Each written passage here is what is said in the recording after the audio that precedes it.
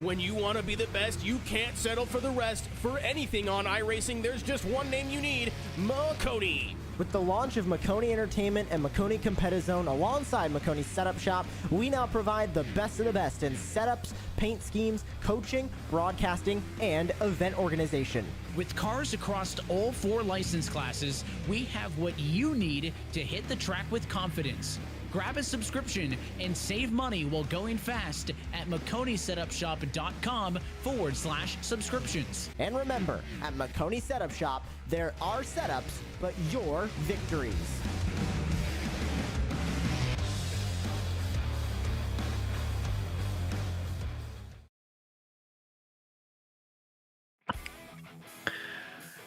Welcome to Talladega, the biggest, the baddest, the wildest track in NASCAR, where 200 miles an hour feels too slow and 40 drivers, well 17 today, hang it all out in the draft. Today it's round 8 of 10 in the Door Cup Series playoffs, and survival is name of the game. Thanks for joining us here on Maconi Entertainment. We're glad you could join us. Marty Sakala alongside Sky Shrek, Christian Hill in Mission Control using Whiplash Sim Cams.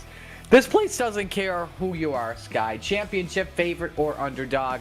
One wrong bump, one bad push, and your tighter hopes, they could go up in smoke. But if you time it right, find the right partner, survive the chaos, you might just punch your ticket in the championship 4.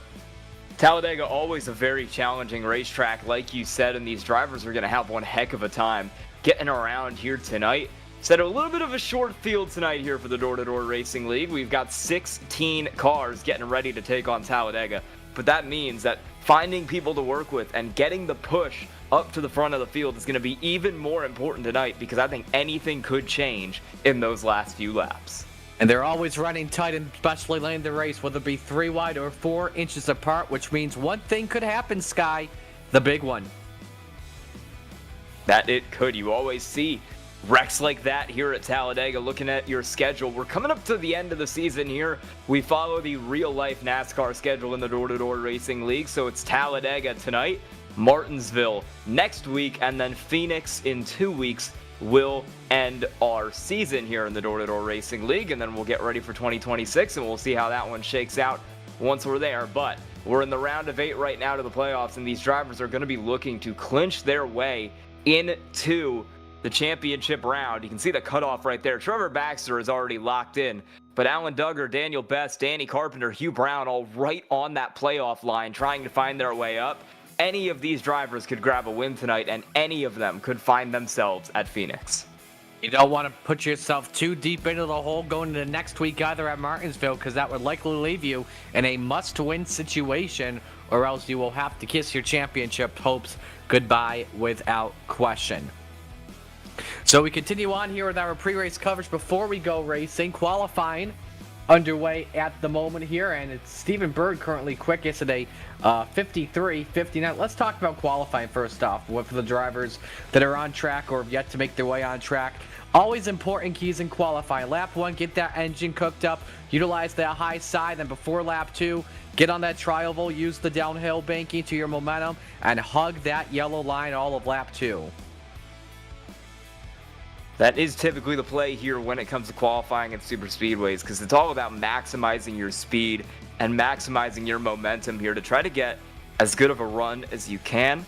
Got about half the drivers who have set qualifying times. You'll see some drivers, once we hit the grid, who will intentionally not set qualifying times, who want to start at the back tonight because they think it gives them a better chance of dodging the accidents and staying in the race as long as possible here.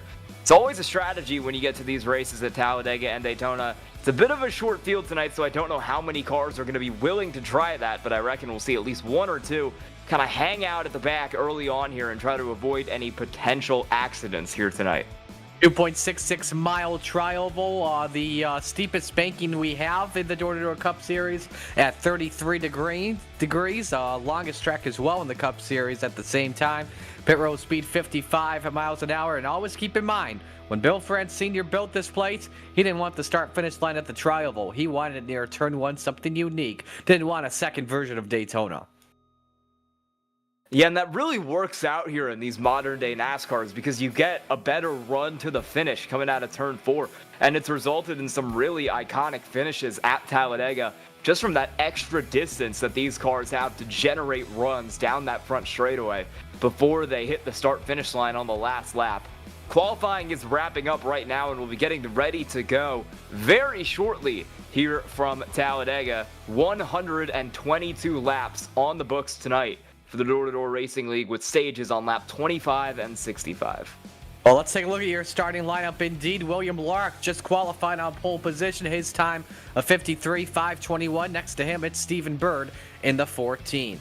Row number 2, you've got starting third Nate Pollard in car number 16. To the outside of Pollard is the 28 of Danny Carpenter. The third row, Daniel Best in the number 5. James Nesta next to him in the 29. Row number 4, Josh Schwitzer in the 6 and Alan Duggar in the 15. One of the faster cars in the field as well. Highest driver up there in the point standings without a locked-in spot, to say the least. And finally, round out the top 10, Bradley Knopsnyder in the 87 and Hugh Brown in the 35. And rounding out your fields tonight, we've got Gus Otero in the 76, Colt Huff driving the 08 car. Tonight in row 7, you've got Thomas Heckle in the 99, and I believe that is Michael Reeves in the 00, who has been renamed Hick by the admins, and that is likely what's going to show on our scoring pylon for Michael Reeves tonight. And then Terry Orr will roll off as the last car on the field here in P15 as these drivers continue to grid up for what'll be a pretty fun race here at Talladega, and one that's going to have a big impact on the championship standings, given that several of your top drivers aren't here tonight.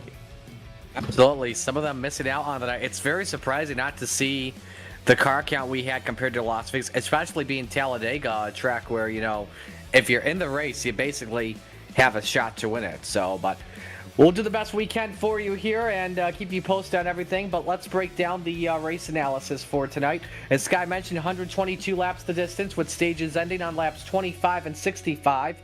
Something to keep an eye on here tonight, something different than normal, Sky. This is a series that normally does 100%, but with it on fuel. But with being Talladega tonight, everything's going 75%. So they'll be pitting earlier than normal. And we'll see how that plays in tonight. I don't think we're going to see any pit stops here in stage 1. I think you've got enough fuel to make it to that stage end.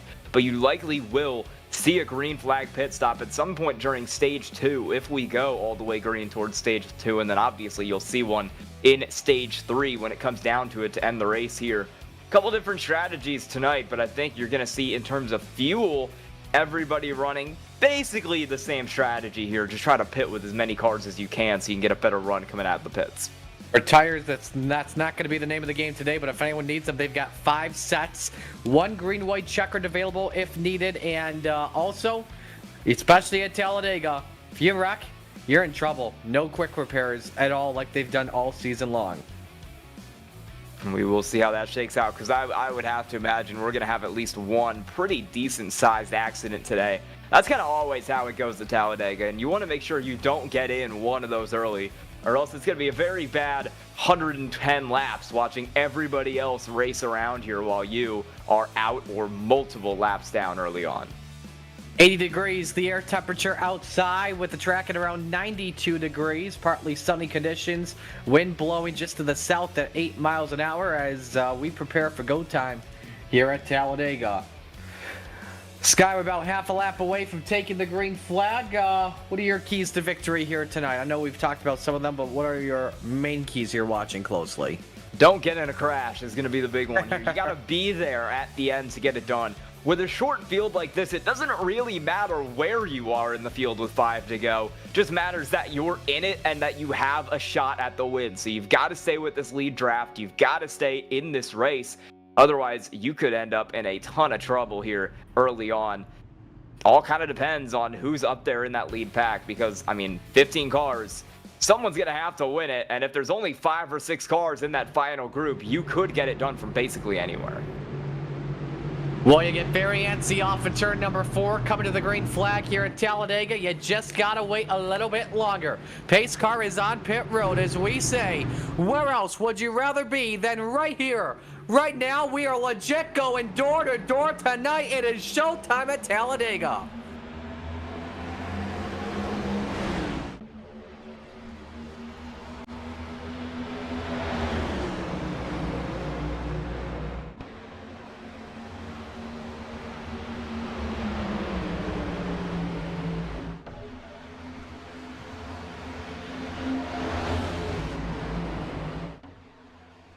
Already up to speed at 180 miles an hour, and the low groove starting to push to its advantage with William Lark grabbing the early race lead over Nate Pollard and Daniel Best. First side-by-side race for third, Josh Switzer and Stephen Bird. And now the lane change. Daniel Best decides to take advantage around the outside. Does he have the drafting partner he needs is the question. Tries to side draft off of Switzer, nothing doing there as they come to the tri-oval. William Lark, the race leader, he'll lead lap number 1. See if that 10 car can hold on as the inside lane seems to have some pretty decent momentum here. Those 3 cars on the bottom are out ahead of any of the cars up on that top lane. Usually at tracks like this, Daytona and Talladega, you'll see that top lane be a little bit quicker, and that line will form up, get a run, and then the top 1 or 2 cars on that high side will drop down in front of your leaders. For now, in the early stages of this race, though, the inside seems to be where you want to be. They're struggling to get a push further up the racetrack, and those 3 cars on the bottom, Lark, Pollard, Switzer, and Knopsnyder, are gone. Well, let's talk about lines here on iRacing on Super Speedway, because there's been a very popular trend, especially ever since I started iRacing myself in 2020 on Super Speedways. If you're in a truck or an Xfinity or even in the Gen 6 Cup car, the low line was the place to be in the corners, and the second groove, the place to be, though, on the straightaways. But this next gen car, it kind of a little bit evens the playing field out. It all comes down to your momentum and how you're steering your race car at the same time compared to everyone else in the train. Are you staying together? Are you keeping the wheels straight at the same time, or how you're setting things up, and how you're bump drafting as well at the same time, because we're seeing that near the front as well. I'm seeing that inside lane dominate right now, and the outside is completely broken up. You've only got 2 cars up there now, as everybody else has gone and fanned out onto that bottom lane. You can see up there on the top, you've got, let's see, the 00 of Michael Reeves, and then I believe that is Daniel Best back there as well in the 5. And everybody else is taking it down to the bottom, and now those 2 cars will also get down into line, so we're going to be in train mode here at Talladega. Single file around the bottom. These drivers are just going to try to make laps and get their way to the finish. Well, this is a long race, and there's 3 different points here in the race where you'll have a chance to grab points. Obviously, the 2 stage endings and the race endings. I think drivers are just trying to get a feel for their car in the dirty year, except for William Lark, who's got that cleaner, just trying to feel the draft from behind and, just see how it feels at the moment. But more importantly here, Sky, they want to stay patient, too, at the same time. Kind of interested in seeing how this will play out for the playoff drivers here. We get a little more aggressive later in the race as those cars like Danny Carpenter, Stephen Bird, Hugh Brown, who are outside the bubble, try to gain some spots or try to gain some stage points here, most importantly, to put themselves up closer to the cut line. It's a little harder to do that when you've only got a 15-car field. Those gaps are a lot smaller between first and last, but if you have a good day, you can still jump yourself up the standings, and the stage points up for grabs are going to be their best chance of doing that. With 2 playoff drivers not in the field, the already advanced Trevor Baxter and then Nathaniel Pollard also not here tonight behind the cut line. It's looking pretty good right now. Oh, excuse me, Nathaniel Pollard is here. For some reason, he is listed as Nathaniel Pollard on the standings and Nate Pollard in second place, and my brain thought that was 2 different people. He is here. He is in P2. He's having a good day as he tries to get himself back above the cut line. William Lark is the big beneficiary right now, though, because he came into this race 3rd, just 18 spots above 5th, and he's going to get some stage points here if he can hang on to the lead over the course of the night. Taking a ride on board here with Nate Pollard running 2nd, getting that feel for the draft. You see the speeds here at 193 miles an hour. But doing a little bit of bump drafting here in this race going down the Alabama Gang Super Straight. We'll see this here once again. But you got to be careful bump drafting too much at the same time, because you risk cooking up your oil temps and your water temps and then have a busted engine and you're stuck in the pits for 30, 60 minutes or even terminal damage. You don't want to get in one of those accidents early, as those top 2 cars are really pushing Lark and Pollard Tried to drive away there for a second, but it didn't take long for Joshua Switzer back in third to really close back up to the bumper as they came off the corner and give that Nate Pollard car a bit of a shove here down the straightaway. These cars are really tight up front. No one really wanting to let any space up in the line for the top 3 or so positions. So we continue to just make laps here at Talladega, sitting on lap 7 out of 25 in stage 1. You know, we were talking about the points coming on in as well at the same time. Something that Trevor Baxter brought up in his Victory Lane interview at Las Vegas last week. And by the way, a heck of a race. We'll talk about that in just a little bit. He couldn't make this race tonight. He may not be able to make any of their other races for the rest of the season because his Sunday nights are starting to get busier and busier and busier. It could lead to the point where when we get to Phoenix a couple weeks from now, we could maybe have a championship 3 instead. Yeah, we will have to see how that turns out if the league maybe decides to add another driver in there if Trevor Baxter is unable to make it with his busy schedule. He has really dominated this season, picked up 15 wins over the course of the door-to-door season, so we'll see if he is ultimately able to make it and do well here over these last few weeks, or if that maybe opens up the door for someone else to grab the title over the course of the night.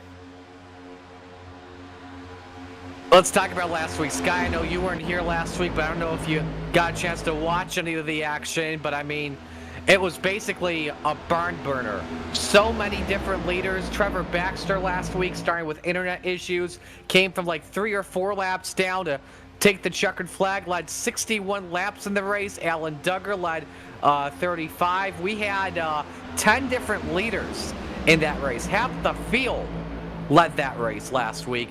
I know that could be another trend we see here today, especially once the field starts to double foul up and go for points.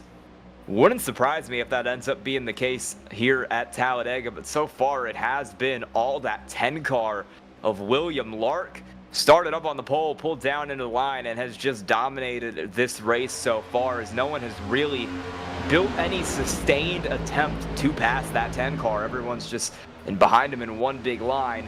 Nate Pollard giving him some big pushes back there in the 16. It's all working out right now for this 10 car. This is exactly where he wants to be. That's maybe not where he wants to be, as he gets a little bit loose off the corner. This is the best position to be in. Leading laps, whole field behind you. No one's really trying to make any passes. It's just stress-free driving for that 10 car right now. You know, one of the things we should talk about as well when it comes to Talladega too, luckily won't be the case in stage 1, but could be a situation in stage 2 that we see it here, is fuel saving here at the same time. You know, when you're in the draft, you get to lift off that gas pedal a little bit. That's helping you conserve some fuel just a little bit, helping with your miles per gallon. But a track like Talladega, if you're in that clean air, you're not saving a lot. You may have to pit earlier than everyone else. Might have to do it. I don't think we're going to see that come into play in the first stage, but in the second stage, with the 40 laps in that stage, you might see a little more fuel strategy being played. It is 75% fuel, but everybody seems good right now as we're trying to get a bit of an outside lane going there further back. It looks like you've got Michael Reeves, James Nesta, a couple other cars. The 14 of Stephen Bird is the one ultimately leading that high line and that charge to get back up the field a little bit, but right now those 5 cars gonna need a little more momentum, and they might have it here because we're having some pushing struggles in the middle of the pack. Alan Duggar got squirrely there. This top line just seems to be struggling. They still don't really have the speed, even though they've got 5 cars together. They're struggling to pass anybody. We'll talk a little bit more as you see that high, like you mentioned, Stephen Bird just trying to get the high side going. You know, what we saw in the NASCAR race, that high side just really doesn't develop a lot in the back of the field. You really have to have someone jump on a line in front of you if you want it to cook. They also have to get that bump track from behind. Like, for example, you see Danny Carpenter behind Stephen Bird. That's their teammates out of the Mad Dog Motorsports camp. So they're trying something out to see if they can propel to their front. They're sick of riding this Amtrak train. They want to make sure they're up front at the right time so they can try and grab stage points, because right now, Stephen Bird is in 10th with only 1 point. And those stage points are going to be important for those drivers, especially the ones a little bit lower down in the playoff standings who could really use a good stage point run in order to get themselves a little further up. But I am kind of shocked at just how hopeless this outside line has been. These cars have gone absolutely nowhere, and now they're dooring each other here. Look at that. That was between Stephen Bird and Danny Carpenter. That's a bit aggressive for P10. Yeah, Thomas Hegland is not going to like that one bit, and this could lead to this line being broken up in two. Now we're starting to see the high line form up with Bradley Knopfsteiner, but Hugh Brown decides to break up with him and decide to move front another spot. Now the racing starts to pick up again, a little bit interesting here. And I tell you what, I didn't realize this on Hugh Brown's car. If we look up towards the front here, look at his UPS car. We got a couple cars below the WO line, Hegland and Orr, may have been from a bad bump draft. But look at the 35 of Hugh Brown's car. It's got some caution tape on it. It's fragile. I just love seeing him run that UPS car every week so I can make the same "what can Hugh Brown do for you" joke. He may need that tape on for Martinsville next week too, because of all the roughing and toughing too. So, oh, a couple cars now we're starting further back. Yeah, but now we're starting to see the drivers form up in pack races. Brown moves up to the outside. Knopfsteiner goes high. And now the 15 loses some speed here in Alan Duggar. They're nearly 3 wide in the back. And because of all this racing now with the 76 of Gus Otero getting side by side, it's going to break up the lines here. This could be the point where we see some drivers lose a lot of speed, a lot of momentum here.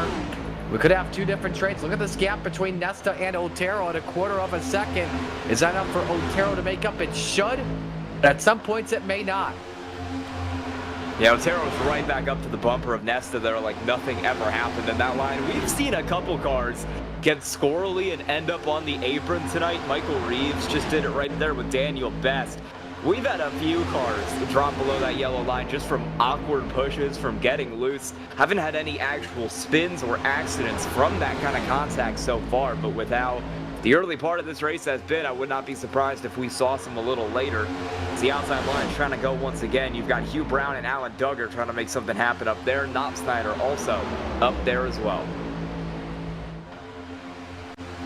It's working out pretty well for Duggar, giving that bump draft to his fellow Toyota driver in Hugh Brown. Brown up to 6th. Working on Hegland. The tandem can work at times here. It all depends on if the low side decides to side draft you. Well, it's working right now. Alan Duggar is giving some really good pushes to Hugh Brown, and that's keeping them up in this fight. As they slowly make their way up to the front of the field, Hugh Brown now sits 4th as he's side by side with Terry Orr down there on the bottom line. 35 car is finally making a little bit of progress forward. Alan Duggar currently 2nd in the championship standings. The one driver who looks like he has the potential to unseat Trevor Baxter, trying to get himself a few more stage points and push this line up towards the front, although they are lacking momentum as we head into turn 3, and that'll drop them back a few spots. And to go, coming to 9 in stage 1 next time by. And yes, there you see it. That second groove loses a lot of speed in the corners, and now Nesta sees it working. They'll want to try and take advantage of this. Meanwhile, below the WO line is Daniel Best. Now, I'm not sure if they've put this rule in the door-to-door rule book for tonight, going below that double yellow line, the out-of-bounds rule, like they do in real-life NASCAR. But, you know, some drivers in the Racers Code, they frown upon it. Other drivers, they'll take advantage of whatever they can in the game. Or the sim, I'm sorry. Now we see the Mad Dog teammates. Now we see the Mad Dog teammates, Danny Carpenter, Daniel Best. First 2 on the outside, working upstairs on Knopfsteiner here in the battle for 6th. We'll see what they can do running up on that top line. Very similar paint schemes there between the 5 car and the 28. As they push each other on the high side, we've yet to see that outside really form up and get a challenge going on William Lark. We'll see if with 5 cars up here now, this is finally their chance to actually try and get that done. As they're making some gains up there on the high side. Once again, side by side with that 4th place car at Terry Orr. They haven't really been able to go much higher, although a little bit of a check up there on the inside, and here comes that high lane. Danny Carpenter's going to go side by side for the lead. That entire low line just accordion back, and a lot of people lost a lot of ground. And for first time tonight, the high side taking advantage of it. Our first lead change this evening. Daniel Carpenter to the point with help from Daniel Best, and Best just all over the spoiler of Carpenter. Now he should just calm down a little bit. trying to turn down that oil temp. However, though, he doesn't care. He wants to still cook. But here comes Hugh Brown wanting to cook. Trying to turn UPS ground into one-day shipping. Hugh Brown, the race leader at the line.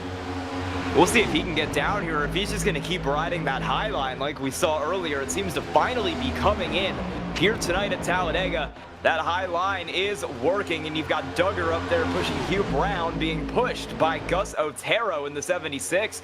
And those three cars are trying to get clear. We might go 3 wide here because the 29 of James Nesta's looking towards the middle as we head off into 3. And he gets cut off by Gus Otero, not able to get down. Yeah, it's a risky move. Better safe than sorry for Nesta to stay right behind the 76. And Brown is staying on that middle groove. Doesn't like anything on the bottom, but now with Duggar moving down there, I believe one of his teammates as well, he'll stay down there as well at the same time. And James Nesta and his 29 up another spot. Otero keeps her up the second groove. Could have cut down in front of Danny Carpenter. Does not. Side by side for 4th. And those top 4 cars are checked out there on the inside lane. William Lark, who led so much of the first part of this race, has dropped back significantly. That car was running in P10, but he's gotten it back up since the end of the lap here to P7 as he runs side by side with Nate Pollard in this battle for the lead. It's that 29 car back on top. James Nesta blocking on the high side. Danny Carpenter and Daniel Best continue to fight their way around. That high line is finally working, and you're seeing the side-by-side racing you can have here at Talladega when that line is in effect. What a switchback there from Daniel Best, leads James Nesta out to wide. And now we're going to try to go 3 wide here with Hugh Brown up the middle. Hugh Brown is getting frisky and risky today, and it's just only stage number 1. They are 2 and 3 wide with pole sitter William Lark stuck in the middle, trying to make up ground once again. 5 to go in the opening stage, and everyone knows there's a playoff point all the line and a couple of stage points as well. Bottom line, a little bit of a loose moment there for the 5 car as they got squirrely out of the corner. That was Daniel Best down there on the bottom, but he's able to get it back up, and he keeps it rolling as Danny Carpenter is under threat from Hugh Brown and Alan Duggar, the same 2-car tandem up on this high side, and they're being pushed by William Lark, who's driving his way back up through the field. Otero pulls down along with those top 2. Lark is still up on the top. He wants to lead the high lane. William Lark, Mr. Lonely, for how long? He starts to get some help.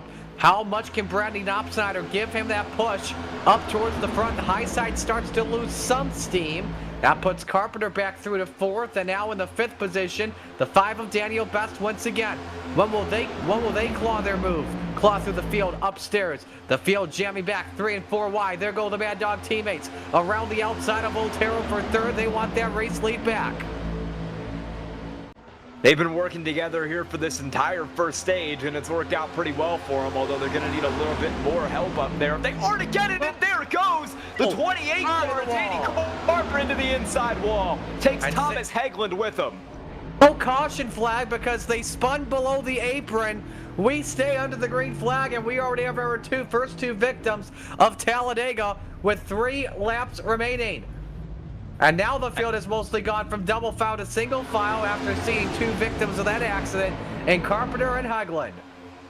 And they're out of the race. Those 2 cars went head on into the inside wall and are totaled. They're done for the night.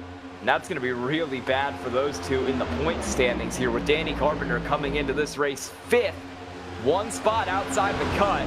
He's going to have a lot of work to do at Martinsville. And now Best has to figure out who his new teammate's going to be. That will work very well with him. We'll have to find out in just a little bit. We're coming to 2 to go here in stage 1. Pits are closed the rest of the way. Pits were never an issue anyway. It could be an issue in stage 2. We'll talk about that when the time comes. We'll also show you the replay as well once we finish stage 1 as well. But right now, it's Hugh Brown out in front over Alan Duggar, Gus Otero, the top 3. Single file for now. And we all run out of laps here in stage 1. We're going to get antsy again as we come down to the end of the stage here with just about a lap and a half to go. Hugh Brown is your leader over Duggar and Otero, but that high side is going to work to get something going. Stephen Bird leading the line up there, along with Nate Pollard, who came into this race 8th of the 8 drivers still in the playoffs. You know he wants a good run there in that 16. He will try to push that car as we come up past the wounded lap car. Here, Hagland, and we're wrecking again. Stephen Bird sideways in front of the field. William Lark involved, and the caution flies. And how only one driver was involved in that accident. One driver spun, I should say. I have no idea. Now Bird has spun onto pit road. Carpenter still stuck in the pits after the spin earlier. That will put an end to the stage, and so Hugh Brown will win stage 1. Just a bad push from Nate Pollard there on the top. Got Stephen Bird sideways, hooked him down into the field, and those were brutal hits for both the 10 and the 14. I think both those cars will be able to continue, but they're both going to have a lot of damage.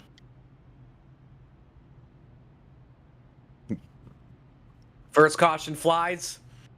So we work the final lap of stage number 1. That caution flying the lap before. Hugh Brown will pick up the stage win no matter what. So you take a look at Hick himself. That's Reeves in the 00. Lot to break down there, though, that's for sure, after that stage.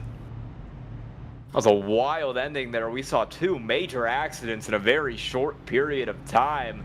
And I mean, we've already got a short field tonight, so when you have those accidents, when you have cars taken out, it really only makes the field shorter and makes it kind of more chaotic up here. Hugh Brown is going to be the one who gets the win of the stage, as he was out front when the caution occurred, and he will get the full 10 points. Replay here, I believe this is the first spin here with Danny Carpenter. Just a tough push from Daniel Bassett. Man, Hagland just with nowhere to go. And you see them nose into the safer barrier. 2 hard hits.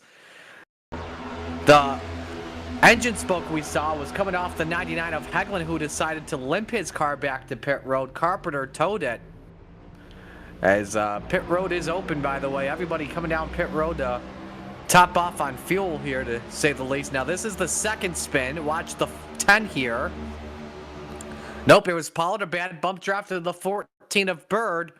And Lark has nowhere to go. Bird takes a hard lick. Hick just kisses someone else in that accident.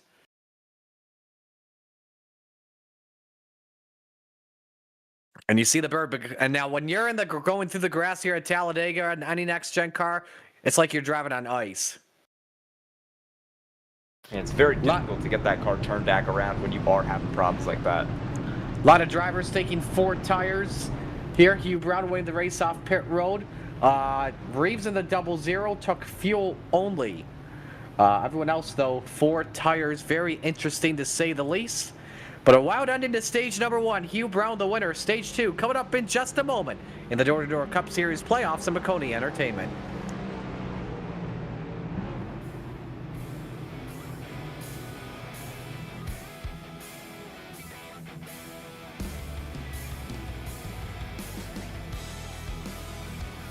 When you want to be the best, you can't settle for the rest. For anything on iRacing, there's just one name you need: Maconi. With the launch of Maconi Entertainment and Maconi Competizone alongside Maconi Setup Shop, we now provide the best of the best in setups, paint schemes, coaching, broadcasting, and event organization. With cars across all 4 license classes, we have what you need to hit the track with confidence. Grab a subscription and save money while going fast at MaconiSetupShop.com/subscriptions. And remember, at Maconi Setup Shop, there are setups, but your victories.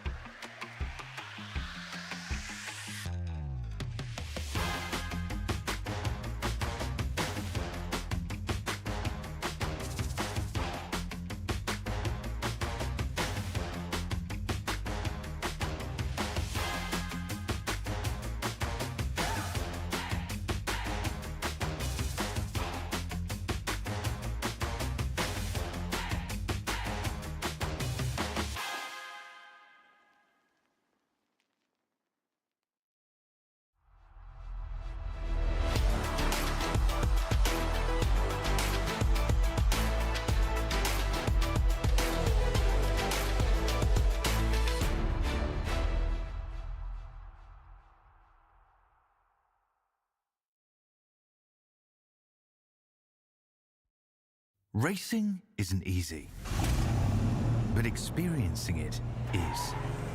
iRacing puts you in the driver's seat with the industry's leading sim racing game. Drive on laser scan replicas of the greatest racing circuits from around the world. Go head-to-head against other drivers chosen by skill-based matchmaking to ensure competitive racing at every level. Compete across all your favorite series. In officially licensed cars, engineered to deliver the most accurate driving experience possible.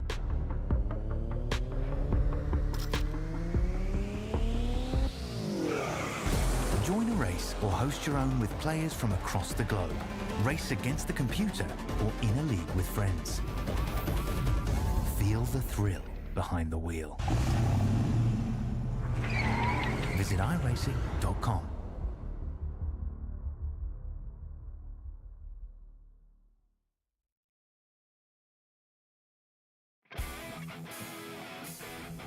Set to begin stage 2 here at Talladega, and our first caution ending the stage involving 2 drivers. We had another spin with 2 other drivers taking out over a quarter of the field. With this being said, 10 drivers on the lead lap, but we come back to the green flag. Hugh Brown, stage 1 winner, will bring the field back. Alan Duggar on the outside in second. Gus Otero, Terry Orr in row 2.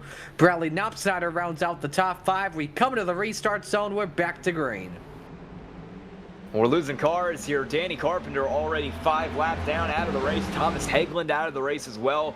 Stephen Bird 2 laps down. Michael Reed still in the pits. We've got 10 cars on the racetrack, 9 in this draft as Hugh Brown takes us off into turn 1. Whoa, oh boy, Terry Orr cutting down right behind Gus Otero and nearly caused a big pileup. It was close there between those 2 cars, and I think we're looking to just single file out again here to start stage 2. After those big accidents to end stage 1, these drivers might just want to be a little calmer with it, save some fuel here with the green flag pit stop that we would expect from the fuel mileage that these cars have been given here in stage 2. We'll see what they do for now, but I think we're just going to see them get in the line and save some fuel for the most part, although we do have a couple cars trying to get something going with a little bit of a higher line. That's the 6 of Joshua Switzer, the 29 of Nesta trying to make the top line work. Now let's talk about stage 2 here, Sky, because remember, like we said, 75% fuel cap here for these drivers compared to the normal 100 we see here. So the fuel window at Talladega today, because of it, is 30 to 35 laps or so. Stage 2 is 40 laps. We're about 37 laps to go. So drivers here, this is going to be a risky strategy. Do you try and gamble here and get in the dirty air and try and hope the mileage, the economy run helps you out? Or do you just simply pit early or just pit once the fuel runs out? Well, you're going to pit towards the end of your fuel run, but you're going to pit when everybody else is pitting. I'm expecting to see some communication between these drivers as we head down to the pit window. And as many cars as possible are going to pit at the same time here so they can try to maximize the run that they get out of the pits. We might see a couple groups come in. One friend group decides to come down first. The next comes down a lap later. That could be where the split occurs. But if you're pitting alone here, if you're pitting with only one other car, you're doing it wrong. We're going to see them come down in groups. Knowing the typical Larry Mick strategy in the NASCAR Cup Series, and also a thing on iRacing too, and like the Open public series, drivers typically like to pit early before a stage, just so they have that full fuel run that they can go to the finish, and then they can just fill the car up between stages, between pit stalls. I have a feeling a lot of drivers, whether it be on iRacing or in their discords, are chatting right now about, do we come in early, come in late, or when the situation is. But basically, you want to have your teammates as your drafting partners coming down pit road, because this can not only can affect how the race shapes up here, Sky, but also if you pit alone, you're gonna lose a lot of speed. And you will. That's just how the draft works here. I mean, you've seen one car not in the draft on that side ticker. William Lark had some issues getting off pit road, wasn't able to join up with the field. He's got some damage on that 10 car, and he's 20 miles an hour slower than everybody else. He'll be lapped before long, and the lack of the draft on that car is certainly not helping him right now. Switzer and Nesta continue to just make their way around here. 1 and 2. Terry Orr sits in that third position. Not a driver in the title fight in this series. Not a driver that we've seen a ton of over the course of this year. Only 9 races ran in the Door Racing League, and he has not picked up a top 5 yet. His highest finish was 7th at Kansas. This might be a chance here for Terry Orr to get a really good result here, the type he hasn't had all season. Lark involved in that last yellow flag, spinning out after a rough bump draft that Stephen Bird was caught up in, sent Lark spinning. So the field here almost single file here. Now this is playing in the factor of everybody else when it comes to pit stops, except for Josh Switzer, because his foot is all the way down the floorboard when it comes to the throttle pedal.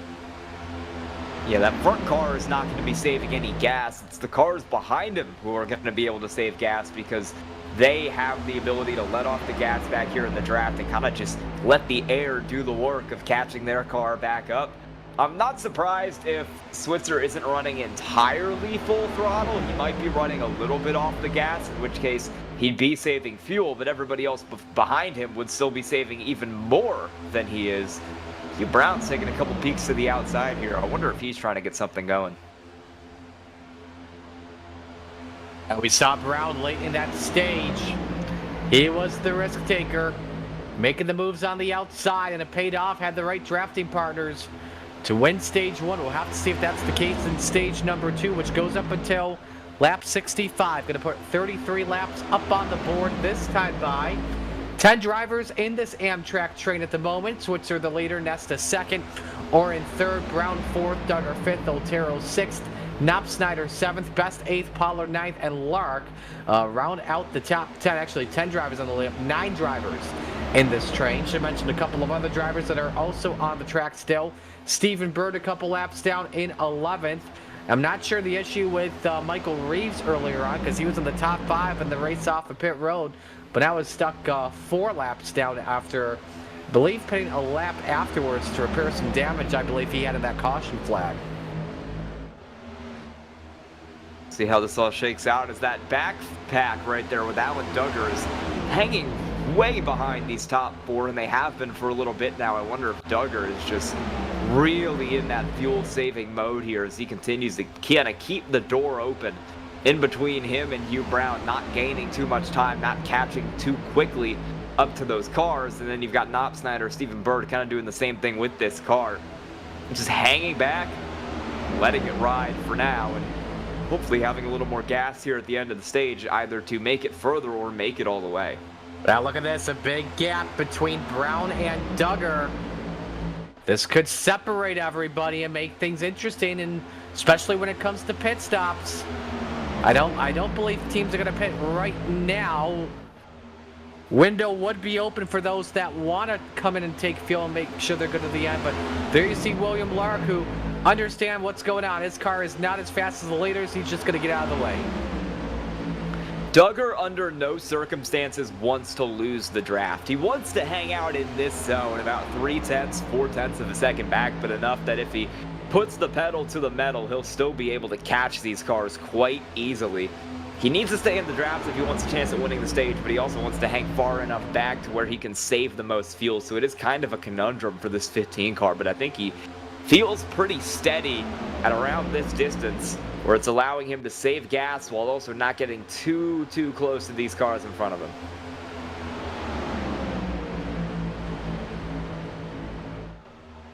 That's to give it a little bit of a push to Josh Switzer as well, helping him out just a little bit. You know, you talk about as well the right lane here at Talladega. We talked about it earlier, how it can shift at times with the 3 wide runs and stuff like that. If you fall behind or get isolated, like we were talking about earlier on Sky, your chance goes way down. Losing the push, like take like a driver like Nate Pollard, for example, running in 9th. I've had this happen before to me on iRacing and Daytona 500s, where I like to hang out in the back of the pack throughout the race. If I'm like a little bit too far back of that tail end of the draft, I could lose the entire draft in 1 second. I'll tell you who is rooting for a caution right now. It's William Lark and Stephen Bird back there. That wreck really killed 2 birds with 1 stone because Lark is a lap down, brutally damaged, and then Stephen Bird is not doing any better. I think he's about 2 laps down there with some major damage. So those 2 are both rooting for a caution, not only so Lark can get the lap back, but also so that they can get some damage fixed right now. They don't want to wait until stage 2. They want a chance to do it now. Guy Shrek, ladies and gentlemen. He's on Maconi Entertainment all week. Hit the subscribe button, turn on those notifications if you're enjoying what you're seeing here all race long. It's been a good start to this one here at Talladega. Let's know who you're rooting for in the chat. We'll check in with some of you here throughout the race. Our folks at Kinetic Gaming, proud partners of the Door to Door Cup Series, checking in. Out here rooting for Tony S10K. I don't believe I saw Tony earlier on. Unless we're referring to somebody else. But yeah, Kinetic Gaming. Visit their website for more info on their esports team. Homesteading, check it in. Rooting for Nate Pollard, currently running 9th in the pack. I did just get confirmation. We were talking about Trevor Baxter earlier on in the race. He will not make another race this year. So can confirm that by SBR Motorsports. So, all right, starting to get some lanes moving here. James Nesta, Terry Orr testing some things out on the outside. Either that or they're going to prepare for their pit stop in just a couple of moments. Hugh Brown now sucks up to the spoiler of Josh Switzer, and the same goes for Alan Duggar and even Gus Otero as well. We'll see what these cars can do here as those top 2 of Joshua Switzer and then now Hugh Brown up there in second are trying to get away from these cars further back with this kind of shake-up here in your running order. And this is going to be pretty interesting to see how this ultimately ends up playing out for these cars. Alan Duggar now sitting in 3rd, the driver who is behind Trevor Baxter, who is not going to run the rest of the season, the favorite to win this title. He needs to make it to the final round in order to actually do that, and now interesting move from Switzer here as he just pulls up to the top and let Hugh Brown go. And Hugh Brown is going to be your race leader. Well, remember, Switzer needs to save some fuel here at the same time if he wants to make the distance here in stage 2. Staying up front, no chance he's going to make it to the end. He'd have to come down pit road, then get to the stage checker here. So let's Hugh Brown go. 35 back out in front alongside Duggar and Otero here. 25 to go in the stage. Yeah, time. We still got a little bit of time left. I mean, 25 laps was the entire length of stage 1, and we saw these cars run pretty steady for most of that first stage. Wouldn't be too surprised if they run pretty steady here for a lot of the second one as well. And then once we get to that 55, 60 range here, maybe start to get a little more aggressive. It all kind of depends on who's playing fuel strategy and what we're doing on that. Hugh Brown is running absolutely nowhere as fast as he could because he is going about 183 through this corner. I would bet that 35 car is at half throttle, and it looked like he was going to come down the pits here. We do have a couple cars making pit stops further back. Switzer into the pits, but he locked up his tires big time, and I think everyone behind him is going to come in. It's just the top 3 of Brown, Duggar, and Gus Otero staying out right now. Here's what I'm wondering, though, because of the block up for Josh Switzer. Does he have a penalty? I don't see a flag, so I believe he is good. So everybody pitting so they can get to the distance here in stage 3, except for the top 3. I believe all teammates and the same manufacturer. So would have to expect either them to come a lap or 2 later, or they're just going to try and stretch the distance here in this stage. And they'll all come out of the pits in one big group, and that's what you want to do if you are these cars. And we'll see if these guys come down the pits. Here they will. Those 3 lead cars are all going to make their way into pit road. And we will see where these 2 groups blend out on the racetrack. But it's Duggar, Hugh Brown, and Gus Otero all the way into the pits clean as these cars try to get rejoined up onto the racetrack here down the back straightaway. Nesta and Switzer obviously in prime position, as Knott Snyder, Bird, Terry Orr are going to have to get grouped up because they are quite a ways back of these top 2 cars. I wonder if the disorganization of this pack is going to really help those three who are in the pits right now. So now we'll just have to see how the pit exit's going to shape up here. Like you mentioned, Duggar, Brown, Otero pitting for fuel only just at the same time. And how about this? Their pit road time is just about similar. Duggar 34.83, Brown 34.93, Otero 34.33. Compared to everyone else, a couple seconds slower. So the top three, they got him. Will reassume their spots perfectly. They executed that pit stop, not just pit stop, but pit road perfectly. Yeah, Duggar is going down into turn 3 right now. It's a pretty decent gap back here to Nesta and Switzer of around 4 seconds on the racetrack. And then it's another 2-second gap back to Knopfsnyder, Best, and Orr. I think if those 6th through 8th cars are able to catch Nesta and Switzer, they might be able to use the power of having more cars to catch your top 3, but it all kind of depends on when those packs come together. No, I like this decision as well by Alan Duggar to let Hugh Brown have the lead, because if the top 3 stay like this, nose to tail and are balanced for the stage win, I would not expect Alan Duggar to go for the points here, because Hugh Brown needs them more. If they are teammates, which I can't recall if they are, Hugh Brown needs those points more than Alan Duggar, because remember the playoff standings coming on into today. Hugh Brown is 7th, and he's 20 points below the cut line on Daniel Best coming in. And then compare that to Alan Duggar. He is, if I'm doing my math correctly, 77 minus 33 is 44. So Duggar is in a very comfortable spot. But now what I'm wondering here too is, Sky, and I'm wondering if you're thinking of this, Nesta and Switzer, they'll likely get swallowed up by that 4-car train behind of Best or Pollard, and I believe another lap car. They'll be able to merge into 6th. Will they be able to catch the top 3 in time is the question. Yeah, I think they will. I think if they've got 5 cars in this line and they're trained up pretty good, I think they will be able to catch those top 3. They've just got to really work together to do it. Pollard's going to be out of the draft. He's completely lost the field. He's 18 seconds back. He is just hoping he can stay on the lead lap for the stage end as these cars continue to work their way around. It'll be a 5-car tandem now here from 4th through 8th. And that is likely to get these cars going a little bit quicker here with more cars in line, more push, more momentum. And they might be able to catch these cars up here within the next, I'd say, 5 or 10 laps. Check how things change here throughout the rest of this stage. 20 laps to go in stage 2. And you're seeing Switzer just push his life on Josh and James Nesta, correct, so they can charge their way towards the front.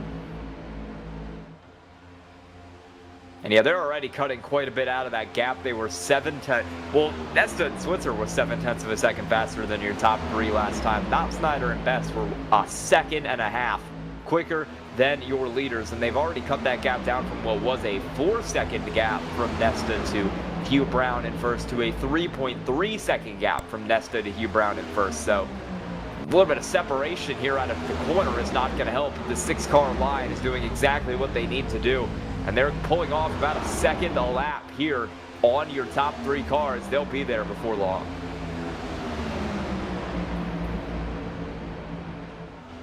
And the gap currently at 2.6 seconds between first and fourth. Looking at the top 3, they've been moving around on that low groove. But now, as I say, that second groove gets a little bit dicey. Got one other car back there. I think that's Terry Orr, the 54. I didn't like what he saw. Ducked below the WO line just in case an accident were to happen. Now, he's lost a lot of time there. A bunch of car lengths on Daniel Best. Yeah, and this whole pack is going to be slowed up as a result of it. They're still a little quicker. The gap is down from 2.4 from Nesta to Duggar. It's not as much of a gain as they had last lap. We're going to get, maybe a battle for the lead there. Switzer is looking a little bit aggressively for it. Once Nesta gets within a second of Duggar, that's when he's going to start to feel the draft from that car in front of him, and this line is going to slingshot immediately up to the rear of that 15. He's getting there, only 2 seconds, the gap right now.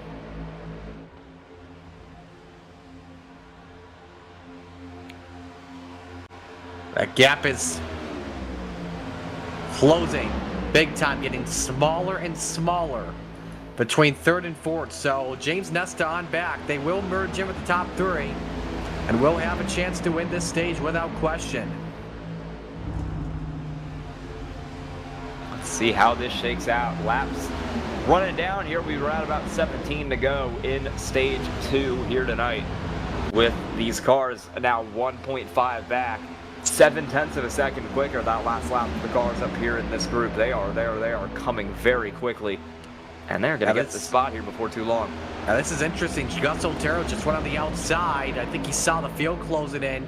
Didn't like what he saw, so he lets Alan Duggar take the 2nd spot away. Maybe he believes that Duggar is a better defender compared to Otero's when it comes to this race for the lead. Because, like I mentioned, if Hugh Brown needs points and Duggar wants to help him out, Duggar's going to try and help. I wouldn't be surprised if he just tries to block this line. Let's see what he does in the corner. Nope, doesn't try it. And that's going to let James Nesta go up to the high side here as this pack has caught for the lead of the race here in stage 2. We'll see what they're able to do. Still pushing up here in the top 2 is Brown and Baxter, but we're getting a lot closer behind them. James Nesta, Gus Otero, door to door as this whole line has moved up to the middle. We'll see if they're able to make some time up there, and now they're splitting as Knott Snyder goes back inside. Oh, trouble! There goes Switzer sideways, and around he goes. Rear ends the safer barrier. Got turned off of the bumper of, I believe, Stephen Bird, and yep, a second tap there on the outside wall for collateral, and that's likely going to end Switzer's night. It's going to definitely end his chance of winning if it doesn't end his race outright, because that car is very, very damaged. No meatball on that car, so he can't keep running it, but it does not appear to be handling very well, so we'll see how that ends up for him. He's definitely going to have to pit, though.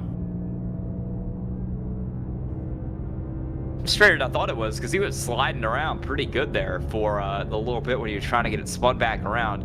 We'll see if he tries to stay on the lead lap or if he just pulls it into the pits here. If I'm him, I'm going to try and keep it on the lead lap just to do what I can. And that is exactly what it looks like he will do. So he's going to try his best to not get lapped here with only 15 to go in the stage as the battle is back on up front. You got Hugh Brown up there, you got Alan Duggar, and you got Gus Otero running on this inside lane. Now Daniel Best is backed up to the 29 of James Nesta. Bradley Knopfsnyder getting past both of them for the 4th position. And now they've lost a lot of breathing room because they've lost both Orr and Switzer. So the top 3 feel like they could be in more of a comfortable position when it comes to the stage win. Well, they're way clear now. What happened to those cars back there? They just lost all speed suddenly. Like the couple cars dropped out of lane, suddenly they just did not have it at all. And then your top 2 are just gone. And they've lost the draft behind them, I think. It's going to be close. It's 0.9 of a second, and now Knopfsnyder's closing back in, so we might have just barely been able to hold the draft and stay in with these cars. This is really becoming a thin field here. There's only 7 drivers in the pack right now.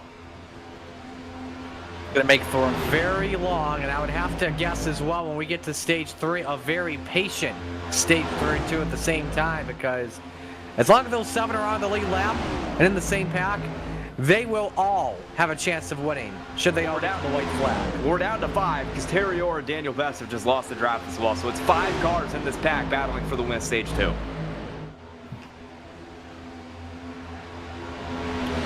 Knopfsnyder and Nesta trying to regain the top 3 momentum, but when you've got a power play, basically, you're taking advantage of everything, as they say in hockey.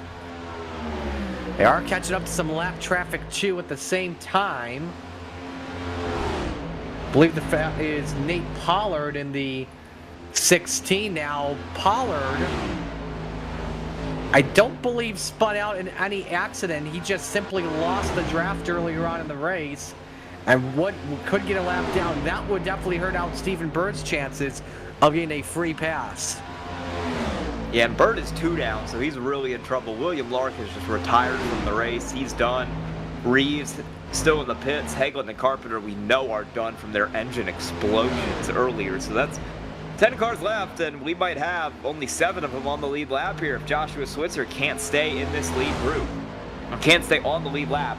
There's about 15 seconds or so before he gets lapped. He's losing 2.5 a lap, and he only has 10 more to go, so I think Switzer might get lap 2 before this is over.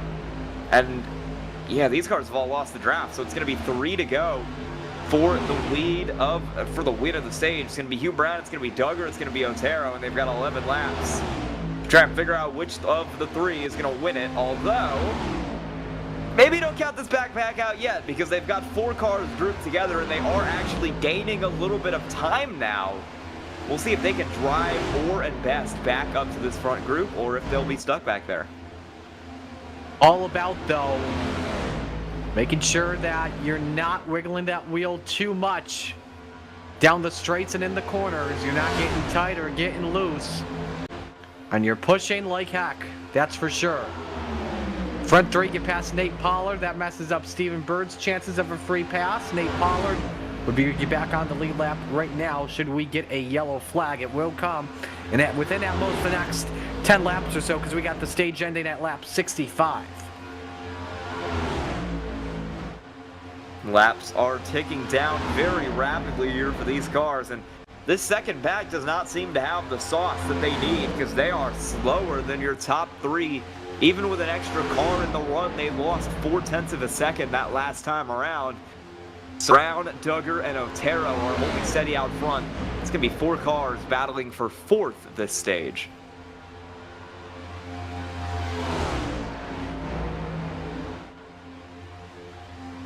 Pollard, in fact, as I'm looking at this at the same time, I know he's a lap down, not racing for the lead. But it seems like he is starting to catch the top 3, catching the draft, which could possibly mess up the chances of 4th on back. And so if he could be a factor to the top 3, that's just what the Toyotas want to see. Well, they got Pollard up here. He's going to try to get this lap back just outright. And that is going to be interesting if he can get this lap back outright, because I don't think that car really has any damage on it that's hurting him. If he can just tuck in here and stay ahead of Josh Switzer, he would get the lap back at stage 2. But Josh Switzer is going to fight Nate Pollard for it, I can tell you that much.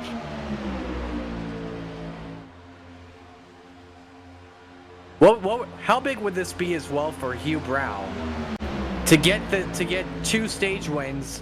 A lot of points that could help him out towards the championship, especially coming on into today when you got Daniel Best, who was about 20 points or so up on the cut line on Hugh Brown. Brown's able to close this in a lot going to the final stage where, boy, we could be talking about Hugh Brown trying to make a big bubble spot.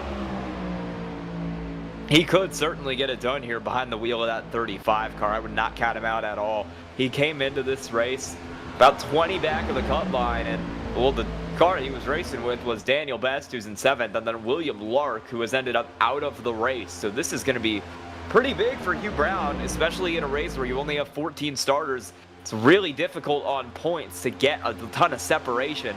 The stage points are going to go a very, very long way towards getting him into that final round. And now you've got the battle on for the last car on the lead lap. Nate Pollard, Joshua Switzer are going to fight for the lucky dog here. Yeah, this battle just got a whole lot more. And remember, Pollard just spun about maybe 10, 15 laps ago, which just messed up his chances at getting a good run here. A lot of rear end damage, a lot of front end damage.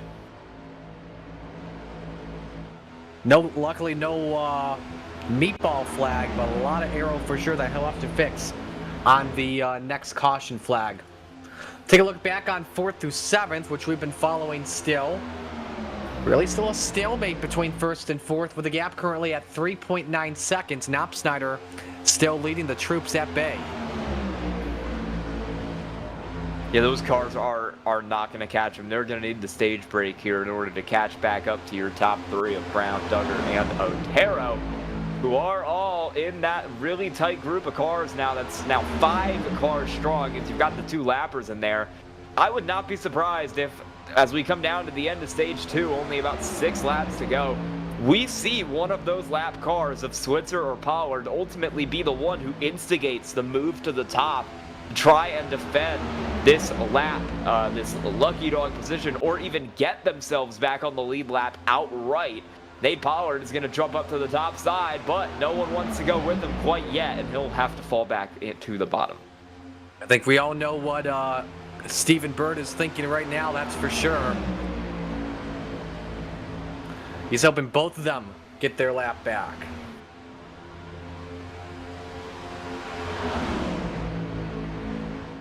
That he is, and we will see how this is ultimately gonna play out here as Nate Pollard is once again back up to that high side. 5 to go in stage 2 as he is side by side with Switzer for the lucky dog position. And with how few cars left there are in this race, we might not get another caution. If we do, we might get one very late. So this lucky dog could change the race of whoever gets it, could put him back in a position to win. You see another lap car here. This is Stephen Bird. He is already 2 laps down, and he will be fully out of contention here now, going 3 laps down. He won't really play a factor in the battle for the lucky dog, but if he stays on the back of this field, he could play a factor in the fight for the end of the stage.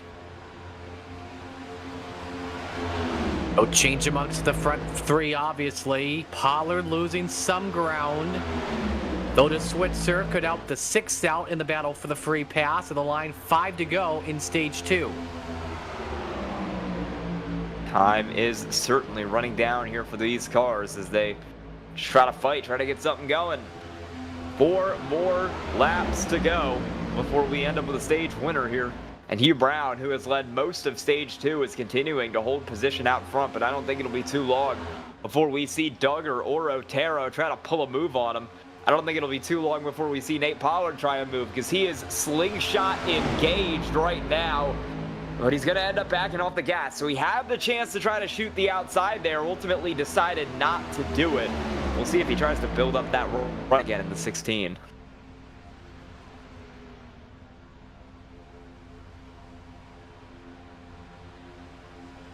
Ready to go here in stage 2. Brown looking to sweep the stages here, help him out towards the playoffs. Duggar trying to grab some extra points. Heck, when you think about Alan Duggar, for example, a good day for him, probably without question, would clinch him, likely clinch him a spot at Phoenix in the championship. Wouldn't really have to worry too much about a win at Martinsville or not. Yeah, especially with Baxter out, that'll really end up helping him kind of in the chase for a title, because he and Baxter have been overwhelmingly the 2 dominant cars this year. Baxter 15 wins on the year. Duggar has won 4 of his 18 races. He's got 13 top 5s. We know that 15 car knows how to find his way to victory lane.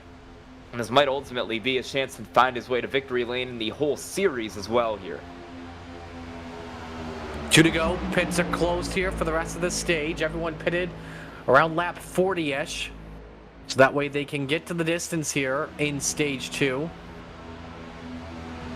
Brown, Duggar, Otero, the dominant drivers here in the stage. Looking at that second line, they've pretty much disbanded with some opening gaps. Still Knopp Snyder, Nesta, Terry Orr, Daniel Best, and Josh Switzer.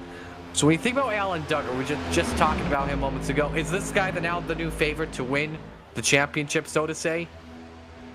I would say he is, because he has been so good, and in the races where Trevor Baxter hasn't showed up, it really has felt like the Alan Duggar show over the course of this year. He's had a lot of good finishes, he's had a lot of good results, and even when he isn't finding his way into victory lane, he's finding his way to 2nd and 3rd. He's in 2nd as we take the caution wave though. Stage 2. And that is going to be the end of the stage. Race Control has thrown that caution. Maybe a little earlier than some of these drivers were expecting, but it'll be Hugh Brown who gets it done here tonight in stage 2. I did want to point this out before we came to the end of that stage. I'm just going to read off the last 6 finishing results here for Alan Duggar. 2nd, 2nd, 2nd, 2nd, 1st, 2nd. He's up there every week. He's sick of 2nd, to say the least. Yeah. So, but he wants to change that 2nd to a 1st without question for sure. But Hugh Brown, your winner in stage 2. We'll step aside when we come back. The rest of this one at Talladega, the Door Cup Series playoffs, right here on Maconi Entertainment.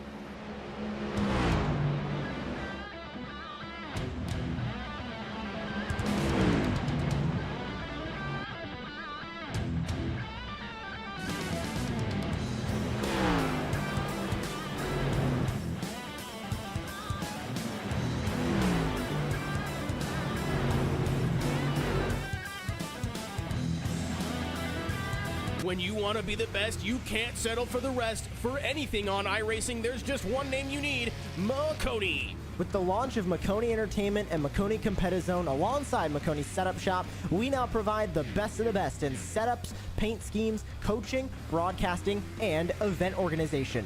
With cars across all 4 license classes, we have what you need to hit the track with confidence. Grab a subscription and save money while going fast at MaconiSetupShop.com/subscriptions. And remember, at Maconi Setup Shop, there are setups, but your victories.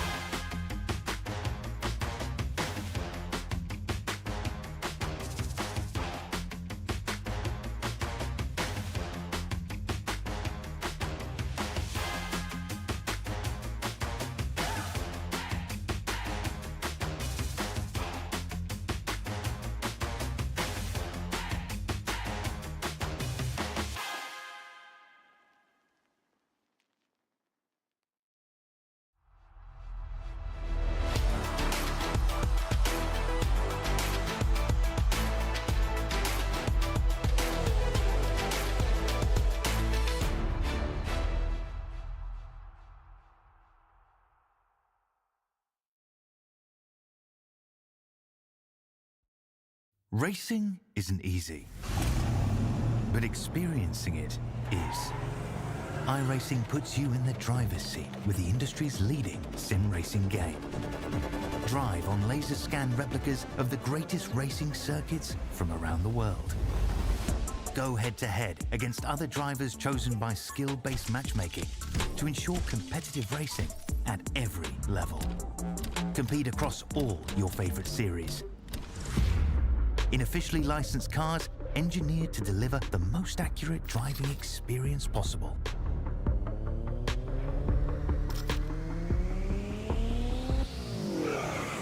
Join a race or host your own with players from across the globe. Race against the computer or in a league with friends. Feel the thrill behind the wheel.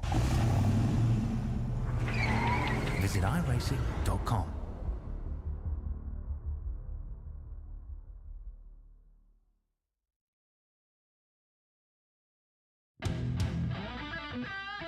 Back here with the Door Cup Series playoffs at Talladega Super Speedway. Marius Cal alongside Sky Shrek, Christian Hill working in mission control. Penultimate race for us next week for the Door Cup Series as we head to the paperclip. Martinsville Speedway. They call it a track of many names. The paperclip, half mile of mayhem, whatever you want. It'll be a fun one Sunday, 8 p.m. on your home for the Door Cup Series playoffs, Maconi Entertainment. That track is always a fun one. Basically, one of the things I always like to say about that track there, Sky, get your hot dogs ready. You got the Martinsville hot dog. There's kind of iconic. We had 4 tire stops for everybody who took tires there. Everybody who came down pit road took 4 tires, and we are going to see another stop here as we are going to, I assume, top off on fuel for your drivers up front. Will anyone stay out? Looks like Knopp Snyder will, and James Nesta as well. So that'll be a bit of a shakeup here in the order as these drivers duck down pit road to just get a little more fuel in these cars before we get back going.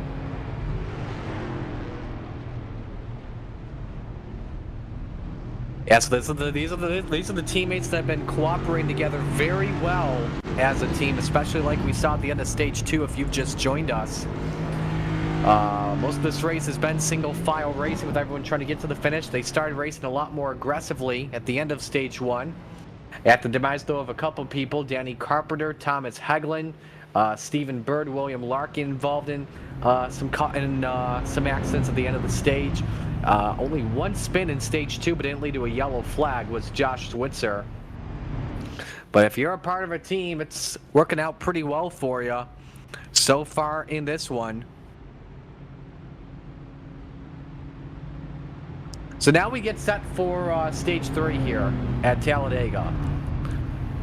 I think what we're looking at here on lap 68 of 122, we are looking at I'm thinking right now we're looking at a 2-stop race, depending on fuel here at the moment.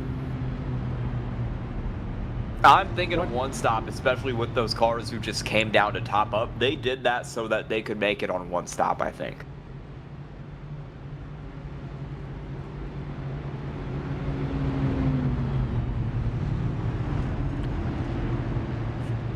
So set to come back to the green flag, reset the field here, excuse me.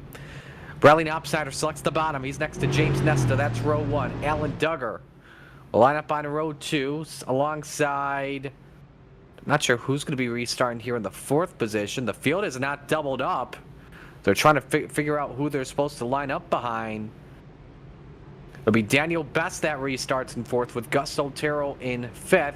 You got to try to figure out the lead lap cars from the lap cars that are restarting in the back of the field. And we got to stack up on the low line. Man, I tell you what this looks like. It looks like 2 leaders on the outside, the rest of the cars on the inside, lap down, kind of like the good old days. So we're back to green with Knopfsnyder commanding the field. We'll see if he's able to kind of hold on to that lead. He hasn't been up front really at all today, but he stayed out there whereas everybody else came in to top up on fuel. He got a little less gas in the tank, but he does have the lead. We'll see if he holds it or if he ends up having to drop back and save a little more fuel here later on.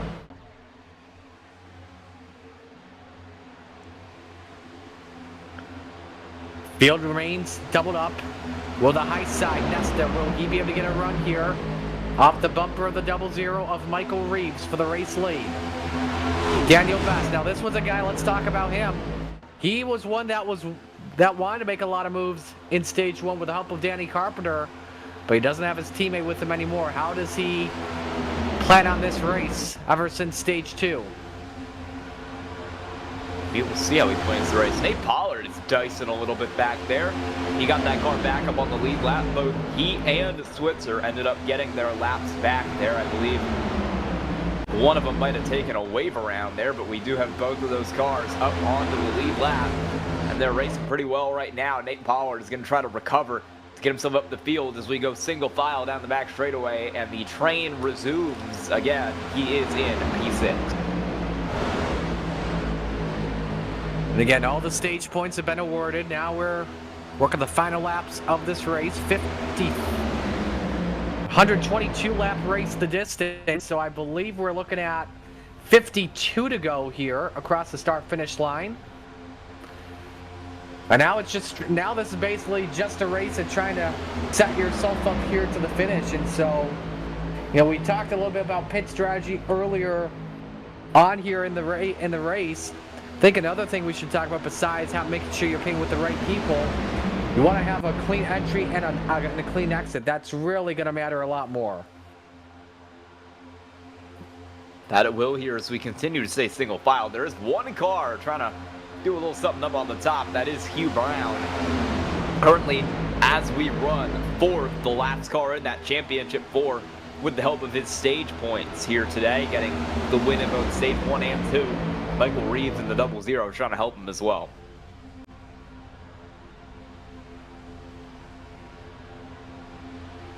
I do want to say, as we make our way around here, a little bit of a shout out to Michael Reeves. He is the only driver in the Door Racing League this season to start every race. He is still out on the track. He missed the entirety of stage 2. He's currently running 16 laps down in that 00 car, but he has ran every race. He got a win at one point this season. He's not in the playoffs anymore. He's not racing for a championship, but he has put on a pretty good result for himself. Won the first race of the year at Daytona and has ran in every single race since.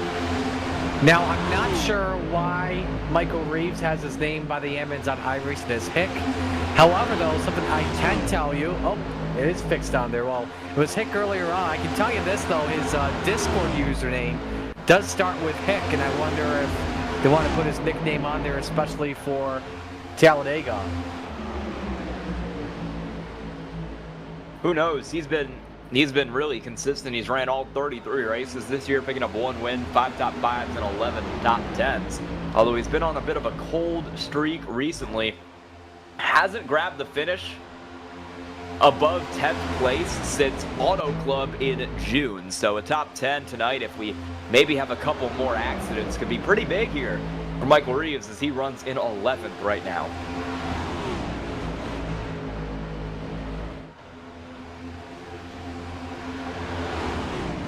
The move being made. Second groove. Hugh Brown trying to work things out.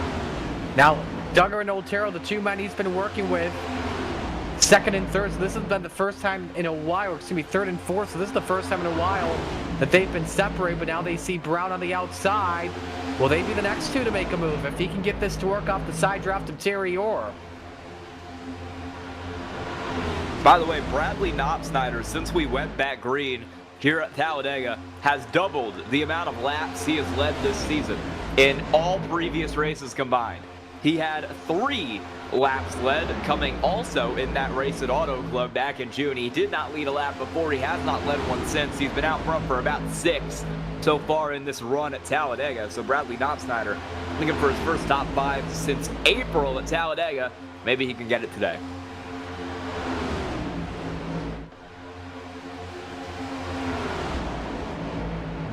On that second groove, not really working to his standards. He's got a hole in front of the 14 of Bird. He slots right back in line in front of him. Now we're starting to see some gaps here. See one between Otero and Orr. A couple car lengths shouldn't be too big of a factor. Because when you get on that back straightaway, you get a heck of a lot of a tow. Gus Otero sits 4th. He is looking for a good result today, a top 5 for him. He was pretty good last time we ran a plate race in the Door Racing League. Led 28 laps at Daytona back in August. Ended up wrecking out of that race. Did not make it to the end, but he was leading a lot of laps and was running pretty well for much of the early stage of that race. And he will look to have a little bit better of a run tonight here. Hopefully he'll run where he actually finishes, but we'll see. Right now he sits in P4.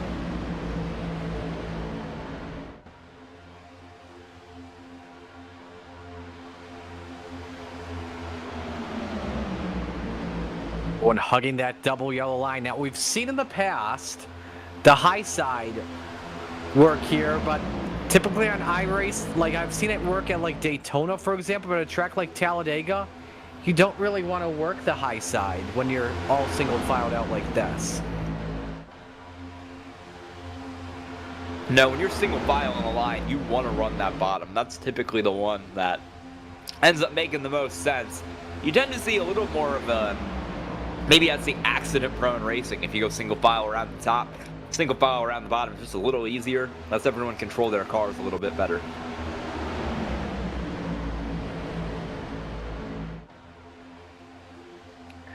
With other fun facts here about Talladega. Here, obviously mentioned, built by Bill France Sr. in 1969. Fastest lap here was 212 miles an hour by Bill Elliott in 1987. This place is obviously well known for underdogs going to victory lane here. We nearly saw one earlier today with the Front Row Motorsports drivers, or heck, maybe you could say even Bubba Wallace, although he's not really an underdog of the super speedways, or even Carson Hocevar, for example.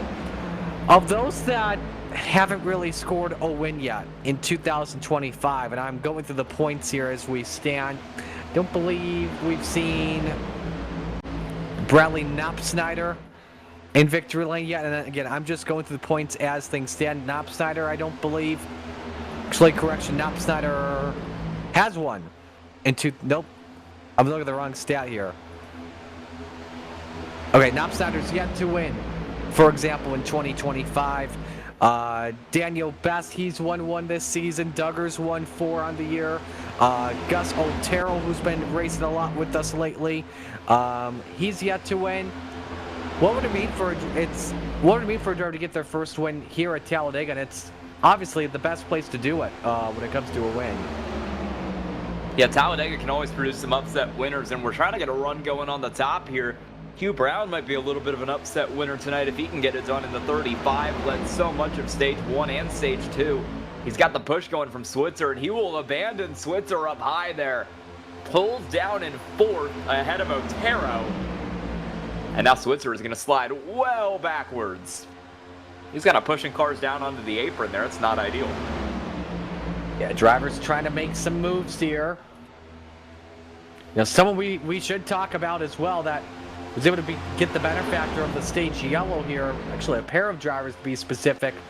Terry Orr and Nate Paul. Remember, Orr was part of the contact with Josh Switzer that sent him around. And good to see as well Switzer back on the lead lap. And that was the second guy, in fact, I was going to talk about too here. Actually, a third guy as well, Nate Pollard in the 16.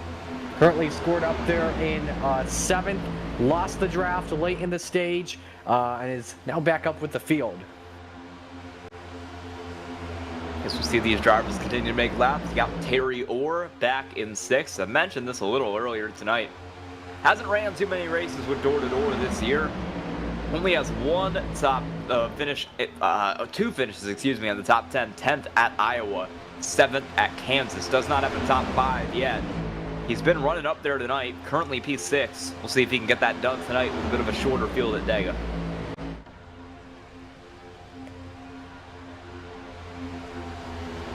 Nesta trying to get that second groove to work.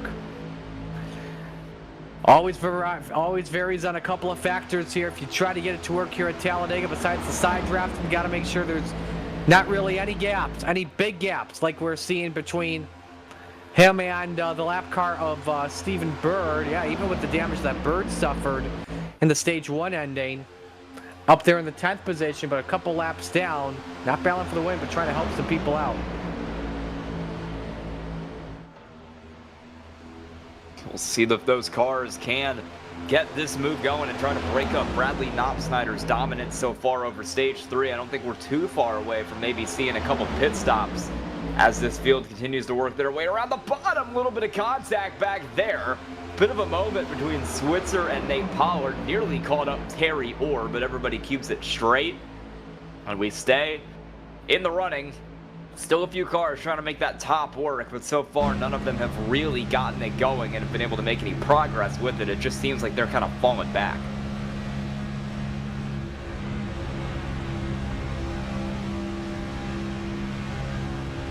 Now it's Pollard leading the charge on the outside line. Stuck in the 6th spot.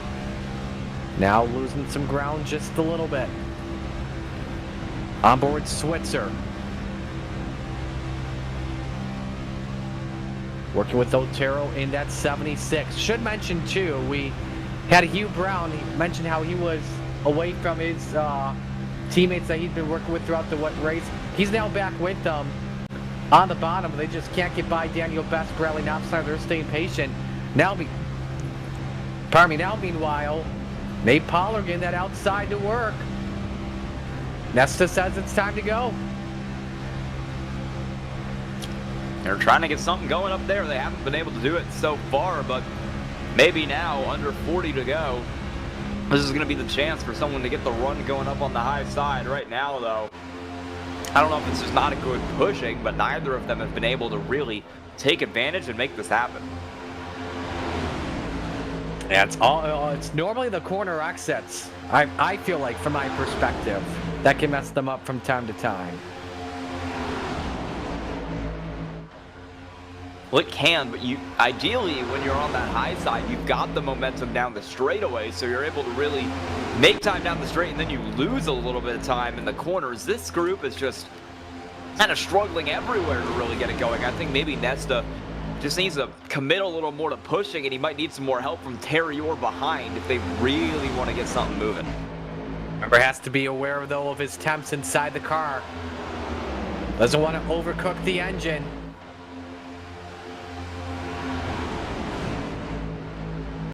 Just not coming to fruition the way Pollard and Nesta wanted to, and Nesta switches underneath, but then moves back up on the outside.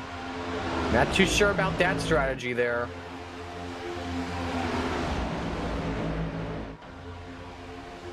So let's set this. Cars, go ahead. I was going to say, those cars who have been running the top, they just haven't got it working, and they're now going to have to go right back to single file as if, I mean, they really didn't do anything. They just kind of hung out up top, maybe wasted a little more fuel, and now are right back in the pack where they started.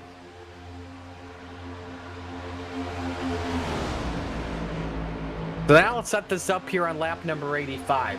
We're about 20 or so laps into this fuel stretch. So we're about, I'd probably say about 10 laps away from the final pit stop of the race. How are you setting this up? Do you want to pit early? Do you want to pit late? Obviously, you want to pit with your teammates, and you don't want to pit alone. No, the last thing you want to do is pit alone. I think you need to get on the radio with your teammates here. I would say maybe 5-6 laps when we do get up to the pit window and just say, hey, lap 91, we're all coming down, and if anybody else wants to come down with us, they can, but the 3, the 4, the 5 of us are all coming down here on lap 91 together to try and get as much as they can on pit road exit. They just need to be as grouped up as possible the whole time. Now, none of the drivers here have like actual spotters helping them out. Unless you have like a teammate that's out of the race, like say Danny Carpenter could be helping out Daniel Best or something like that, for example. Are they going to be helping out their drivers, inform them of who's taking pit stops? I would have to guess everyone's going to do fuel only here in this final run. But if somebody does 2 tires, do you want to pit, or maybe do you try and stretch this as much as you can because you'd be on pit road less, taking less fuel, so that way you're good to go to the end, make it to the checkered flag, then be in front of everybody else? I mean, we'll see how it goes. I think, honestly, if this was me out on the racetrack, I would run this tank as long as possible, because if you're making a fuel-only stop, the play is to take as less fuel as possible. So if you go all the way to the end of the window, and some cars come down with about 5 laps left in the tank, you might have about a second shorter pit stop just off that. And that could really be the difference for you towards the end of this race.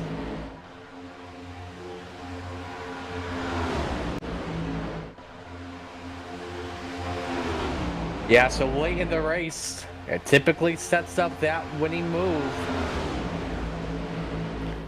But you know, when we watch this, the real tactical battle is obviously the numbers you're trying to crunch, whether it be with the programs you got set up on your heads-up display, or like I mentioned, what your teams are coordinating with you.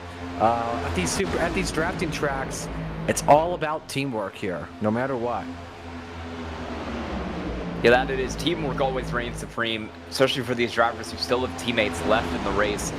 It's really going to come down to who is willing to give you that push to get you over the hump here at the end of the race. That is going to be huge. I mean, I'm just looking at the voice channel, and we have about half the cars in the race are all in one voice chat right now. You've got Bird, Nesta, Pollard, you got Knob Snyder, Daniel Best, all going to be working together here in pursuit of this win. So I would expect that whole group of drivers right there to all come down as one, and then maybe some of the stragglers out here. Joshua Switzer kind of not with those guys, out on his own program, might have a bit of a different strategy.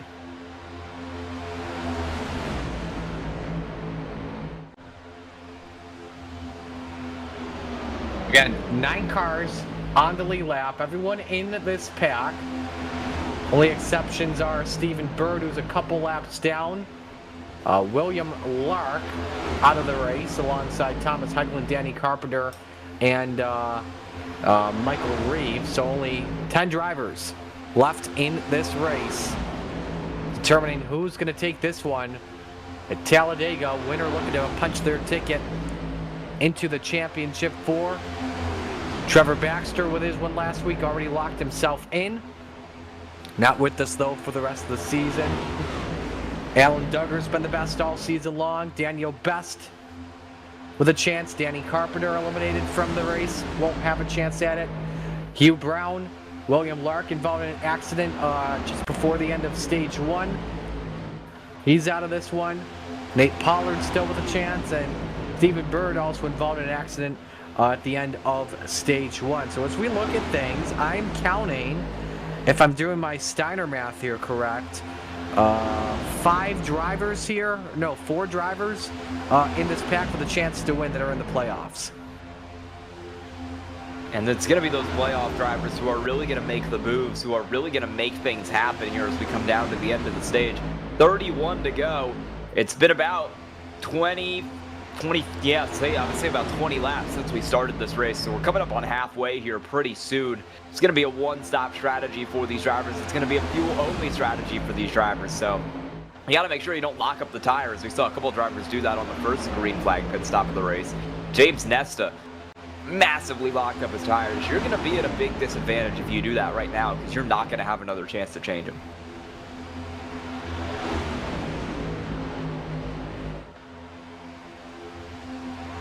Leaders continuing to hug the apron, just making sure they play it safe and make sure they get to the distance.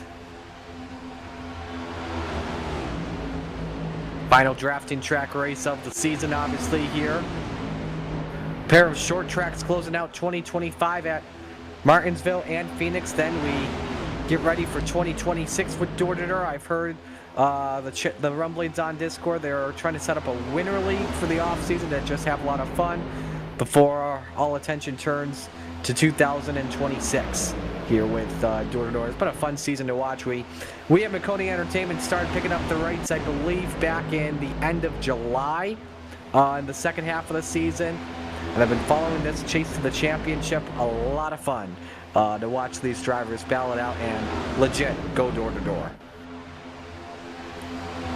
Yeah, and 30 laps to go now. Time is running out here for someone to make a move here and maybe get themselves up into the championship for next race.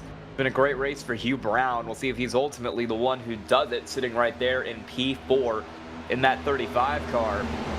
Or if someone else, someone not in the playoffs, maybe a Bradley Knopsnyder or a Gus Otero, who's been up in this pack all race, is able to jump him and steal that spot into the final round. We'll see if we run this whole thing green. We'll see if we have any cautions. For now, it's still an Amtrak on the bottom here on lap 93, but pit stop should be coming before too long.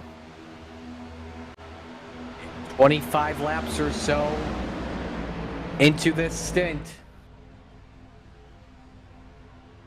Somebody's looking to party on the boulevard tonight. And it could come down to pit stops here this evening. 93 laps in the books. Just under 30 laps to go. On board Nesta. Up on the 33 degrees of banking. Continue to just roll the bottom here. I think we're going to stay single file until we get a pit stop here. The pit stop will break it up, and with 28 to go, I don't think it's going to be long before we get one, but until we do get one, these cars are all just going to hang out on the bottom and kind of vibe. Everybody's staying on the shortest line here around this racetrack. Adding extra feet of shortening their feet every lap and saving fuel at the same time. And again, everyone behind Knopsnyder with the slight advantage because they can save fuel just a little bit. Whereas for Knopsnyder, he has had that throttle at 100% since the drop of the green flag. Luckily at iRacing, we don't have to see like we see at the start of those NASCAR races where everyone is where the leader is basically coasting like 85% throttle. You don't see that on iRacing. Yeah, this is going to be fuel saving mode here. I think for a lot of these cars, we're only running 51.1, 51.2 second laps. Then now here we the go. laps are going to come. Here we go. Knopsnyder down. 3 cars stay out. Duggar Brown and Otero. Everybody else is in behind him, and James Nesta might have sped there. We're going to have to look at that one. I don't see anything yet from race control on a penalty. Ooh. Borderline. Believe I just heard no black flag there. Wow, he was close. It's all about your entries and exits, and Knopsnyder overshot his box, and the same for Josh Switzer. So once again, this is the same like we saw in stage 2. Duggar Brown Otero gonna work an extra lap or 2. These cars are coming out pretty organized. They're gonna lose maybe Terry Orr back there in the 54 who's not quite caught up, but the rest of these cars are in a pretty tight line. Otero, Brown, and Duggar all stay out, so they're going to catch these cars pretty soon and maybe put them a lap down if they do.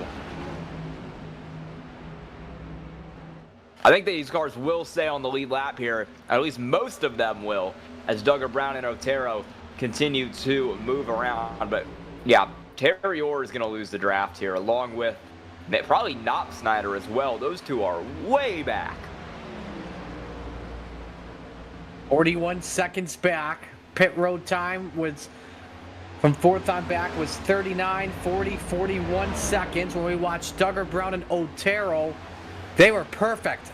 33, 34, 35. They've been the best on pit road all day, and here they come. We'll see who is the best stop. We'll see if they're all able to get out clean. They all get into pit road clean here. No black flags for any of these cars. Now it's got to get in and out of the box, and we will see where they cycle out in relation to the rest of the field. James Nesta just coming off turn 2 down the Alabama Gang super stretch right now. Otero overshoots his box. Left side tires for basically everybody. And so Brown and Duggar, they're actually waiting for Otero to get done, I believe. If not to do their fuel. So Brown and Duggar, yeah, in order. Otero a little bit behind. He's basically the second slowest stop. So now that's going to be very interesting now with Otero. Here's James Nesta entering turn number 1 right now.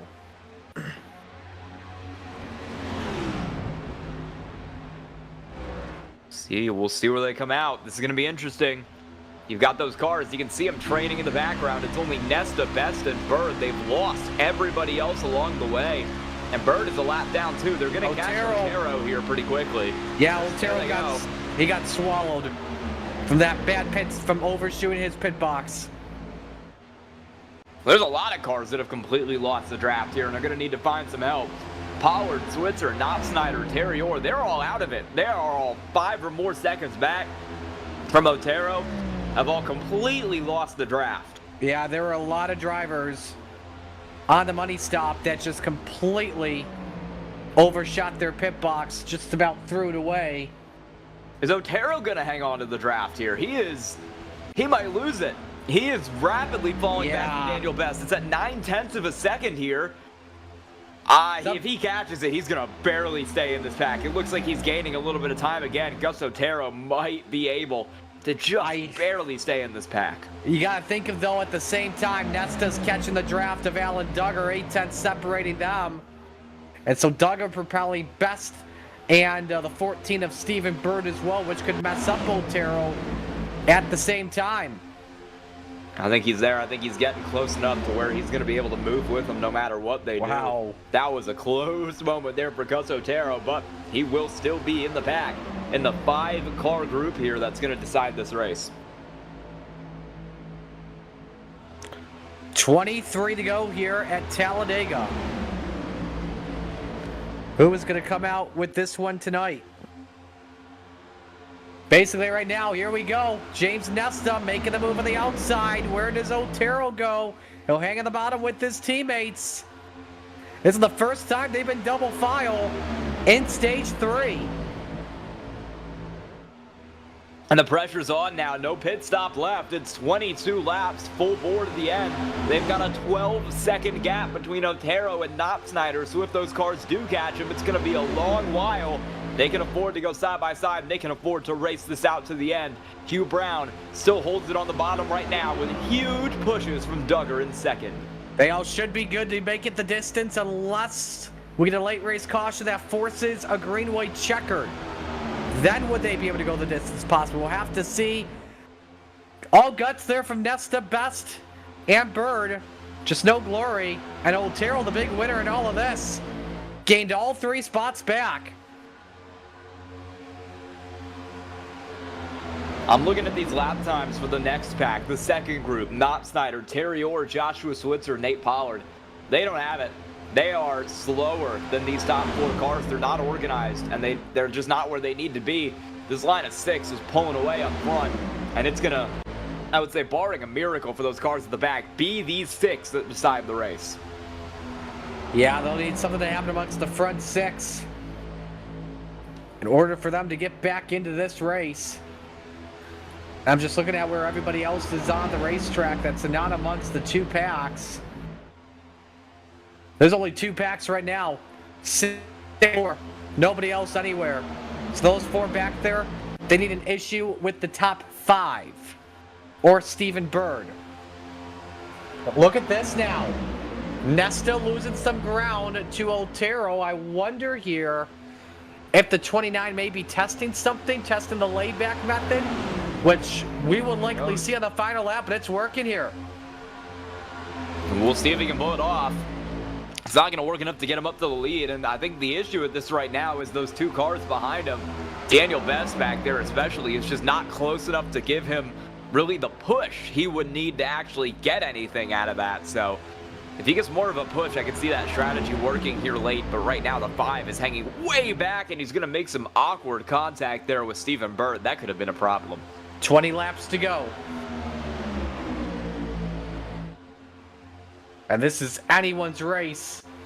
In the top 5, Bird looking to get a lap back. He'll need a miracle if he wants to get back into this race.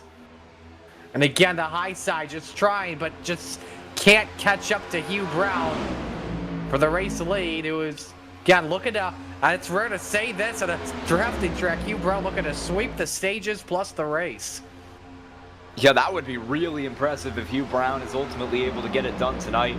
He really needs this win to get himself into that championship round, and this would be huge for that 35 car to make it to that final.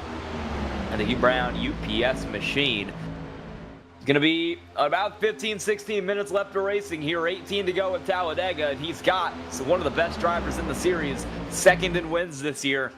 Alan Duggar looking to steal one away, along with the other cars in this group. Let's see what happens.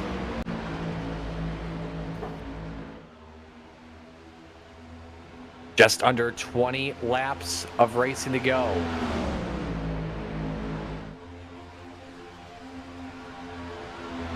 Who is going to take this one? For the looks of things, chances are likely it's going to be either Brown, Duggar, or Otero. But if 4 through 6 are in it, like we say at Talladega, it's anyone's race. If you're with the leader at the final lap, you've got a shot at winning. And these cars are going to hang back here. I wonder if Nesta's just going to wait and bide his time and then try the slingshot here late. He could afford to do it. It's a risky maneuver, but I mean, he's certainly going to try it. He'll do it again right now. We'll see if with increased pushing from that 5 car, he's able to get it. Oh, He boy. almost spun out there into Gus Otero. That move is maybe We just had something with Knob Snyder just spun in the back of the pack. Yellow flag waves with under 20 to go, and that's going to be a game changer. Well, that was an interesting maneuver that just occurred there in the back of the field. That was some wild pushing further back. And, I mean, you'll see it on the replay here. Switzer, third car in line, gets into the back. Or excuse me, not Switzer. Pollard, third car in line, gets into the back of Switzer, who hooks Knob Snyder at a weird angle. And that car is straight into the outside wall. No, I was just getting a second look too at Nesta. What a close call between he and Best. This is the cause of the yellow that you didn't see. Watch the bump truck by Switzer off at turn 2. Gets him sideways not just once,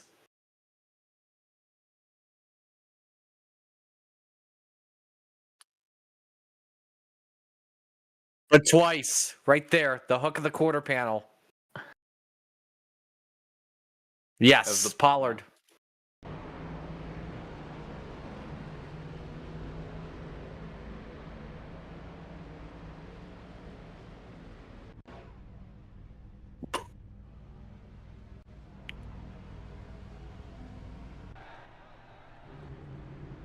So caution waves here once again with under 20 laps to go, and this is going to make things very interesting. What do you do here now? Do you stay out? Do you top off on fuel in case of overtime? How do you set this up here, Sky? I could see just topping up here if you are maybe running it a little close, just because there's only, 8, 9 cars on the lead lap, and some of them are going to come down for damage repair. I could totally see coming down here in anticipation of a green and white checkered finish, topping it up, going back to like, I mean, you'd only go back to about 6th or 7th and then just driving your way straight back up to the front. We do see some takers. Best, Pollard, or obviously Knopfsnyder being involved in that yellow.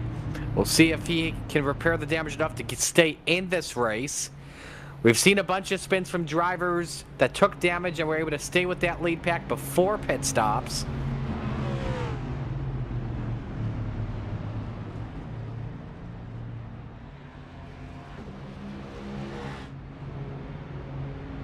While we were at it here with about 15, this gives us a good opportunity here to take one more break here. And when we come back, we will take you the finish for the rest of this one here. It's Door to Door Cup Series playoffs from Talladega Superspeedway on Maconi Entertainment.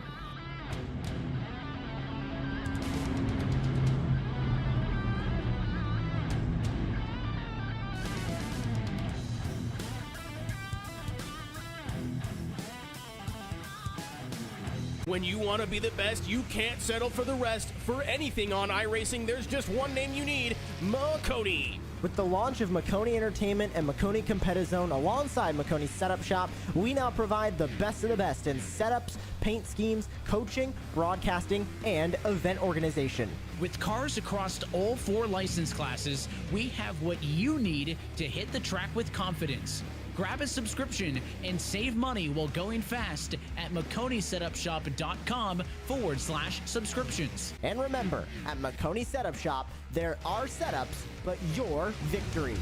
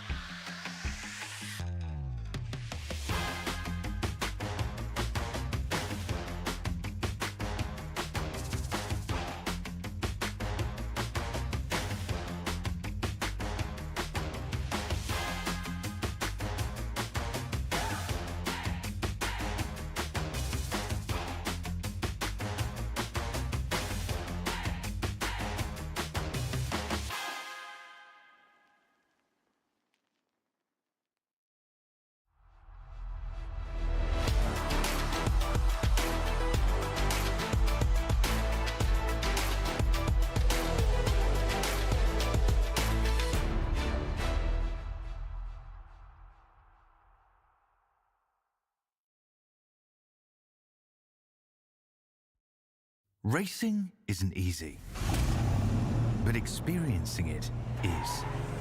iRacing puts you in the driver's seat with the industry's leading sim racing game. Drive on laser scan replicas of the greatest racing circuits from around the world. Go head-to-head against other drivers chosen by skill-based matchmaking to ensure competitive racing at every level. Compete across all your favorite series. In officially licensed cars, engineered to deliver the most accurate driving experience possible.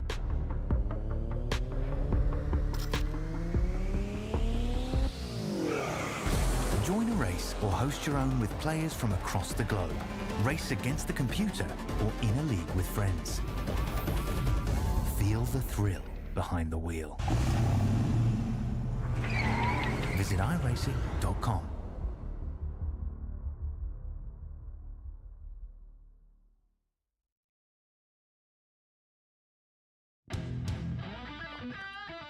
We are in the witching hour of things here at Talladega Superspeedway for the Door to Door Cup Series playoffs. Who will win? Who could maybe even punch their ticket to Phoenix here amongst the drivers in the playoffs left in this one? Reset the field and bring you back to the green flag. Hugh Brown, the race leader, next to Alan Duggar. That is row number 1. Gus Otero has been working with the top 2 all day long. Inside row number 2, next to James Nesta in the 29, who's been making the challenges in this stage so far. Josh Schwitzer, Terry Orr, Nate Pollard, Bradley Knopfsnyder, Daniel Best amongst the drivers on the lead lap, 9 of them to be exact. You still have Stephen Burden in this pack. 10 drivers will bring us back to the green flag. In fact, yes, 10 drivers exactly to the green flag with just over 10 laps to go. We got some contact there at the back before we even went green. Really shaked up on the restart here. A lot of cars kind of spread out all over the place, not a concealed pack. And that's let Hugh Brown get well away from Alan Duggar, who's well away from Gus Otero. James Nesta's got a good run from further back in the field. Here he comes trying to drive his way up to the front. More contact. Somebody banged doors. Mid-pack, I think that was Switzer and Terry Orr in row 3 or so. And Nesta loses the draft once again. Here comes Switzer. Low on Nesta for the 4th position here at Talladega, working with Otero. He's got Terry Orr up there as well. That's one of the cars who looked like he was done. He was out. He wasn't going anywhere, but this caution has brought him right back into the thick of things. And he and Pollard are pushing each other as they try to get themselves up on the outside line, but right now it's not working. As the we're wrecking Terry back Orr there. Able to keep it straight, luckily, and there is some damage off the right front. Terry Orr, his car is destroyed. He's done. He is done without question. If he get this below the yellow line, this could bring a yellow out based off his slow speed. No, it won't. We'll stay under the green flag for right now. He's trying to bring one out. Yeah. Nothing he's going to do about it. That'll be another one. Terry Orr. Another one eliminated. With 13 to go, coming to 12 this time by. And your front 3 remain single file. So then I was going to mention before Terry Orr had that incident, did you see how big of a gap that Duggar had from Nesta in 3rd or even Otero? That was huge. I was trying to say, Hugh Brown and Alan Duggar were really tandeming well, checked out, but now Otero has caught up to the rear end of this field, and then you've got Nesta, Pollard, and Switzer. Nesta leading this pack back and forth. Is he going to drive the slingshot again? I would not be surprised as we head onto the back straightaway. Also, Daniel Best, Bradley Knops out of the bigger losers in that one. They have lost the draft with the top 6. How will this be set up? We're running out of laps here. It's going to be 11 to go at the line this time for these cars. So we continue to head around Talladega. Switzer hanging pretty far back there in 6th. Still not side by side. Everyone's single file, and I think they will be for a little bit now. No one wants to be the driver who gets in an accident and ran all 112 laps of this race for nothing. Nesta has been pushing it on the outside for a while. Here he comes. Let's see if he can do it. Nesta with a push from Pollard. And they go 3-1 and they look with Switzer. Hard to the wall they go. Nesta's lost the hood. And that's going to end Switzer's shot of winning this race. He's got major damage on that 6 car. James Nesta is done. Switzer's hopes of a victory tonight are done. So it's going to be Nate Pollard, Gus Otero, Alan Duggar, and Hugh Brown for the win of this race. This is basically now the big 3 and me. Nate Pollard is me in this one because Otero, Duggar, and Brown have just been perfect as teammates all day long with 10 laps of racing to go. And we're running out of time here. I think these cars are going to stay single file for another, I would say 6, 7, 8 laps here, but I mean, we'll see how it shakes out as we come down to the end. Once someone does make a move, I expect it to be a free-for-all here to the end of the race, and I would have to imagine Nate Pollard is going to go with whoever jumps to the outside here. Let's look at the late race trends of Talladega. Per AI, 15 to go normally is when the cars start to jump lanes and start to stack up and make all the moves. The top lane normally comes in late, around that same time. You'll see blocking get desperate and dangerous at times, especially with under 5 laps to go. Survival will basically beat speed off in turn number 4. Being in the lead with 2 laps to go could be a mistake with the driver in second, building a big run. You may want to be second or third at the white flag possibly. Talladega's closing laps basically here, Sky. They always go the same way. Calm turns to chaos, alliances fall apart, and the outside lane wakes up. The leader turns into a sitting duck. Someone from 10th place could steal at the line. This time it's going to be someone from 4th possibly. If you think you've seen it all, wait till the last 2 laps at Dega. It's all going to come down to maybe a photo finish here. We saw some craziness in the Cup race here in real life today. See if we can emulate some of that with these 4 cars here coming down to the end of the Door-to-Door Racing League. It's going to be a great points day for all 4 of these cars, especially the playoff drivers, Nate Pollard, Alan Duggar, and Hugh Brown. But the win on the spot in the Championship 4 is still very much up for grabs, and we'll see who is able to bring it home today. As much as I love the Hendrick camp, no offense to them, at least one of these drivers is not driving for Hendrick Motorsports today. No, they aren't, although with how Hugh Brown has been driving, I mean, he might as well be driving for a major team because he is having a great one. Well, when you think of this, too, all 4 Toyota manufacturers, and we got 2 Toyotas in the Cup Series in the Championship 4. Toyota's looking like the favorite to win it all this season in Cup and in Door-to-Door. Hey, you never know. I mean, you're right. You got 3 Toyotas up here running in this front pack, and see if either of them can bring it home. These Gus Otero, also a Toyota. He has edited the Toyota banner off his bumper, so I quite honestly cannot tell. Working Either lap way, 116. he's running up in 3rd. 7 to go. Obviously, we know the front 3 are going to work together. How do you set this up if you're Nate Pollard? Because his odds to win, basically, are like 500 to 1 right now, in my opinion. I mean, we'll see if any of these drivers can pull it out. These are a few drivers in the Door-to-Door Racing League who are really, really looking for wins. I mean, we mentioned Duggar. He's brought home 4 this year. He's Brown trying. Only grabbed 1 win this season.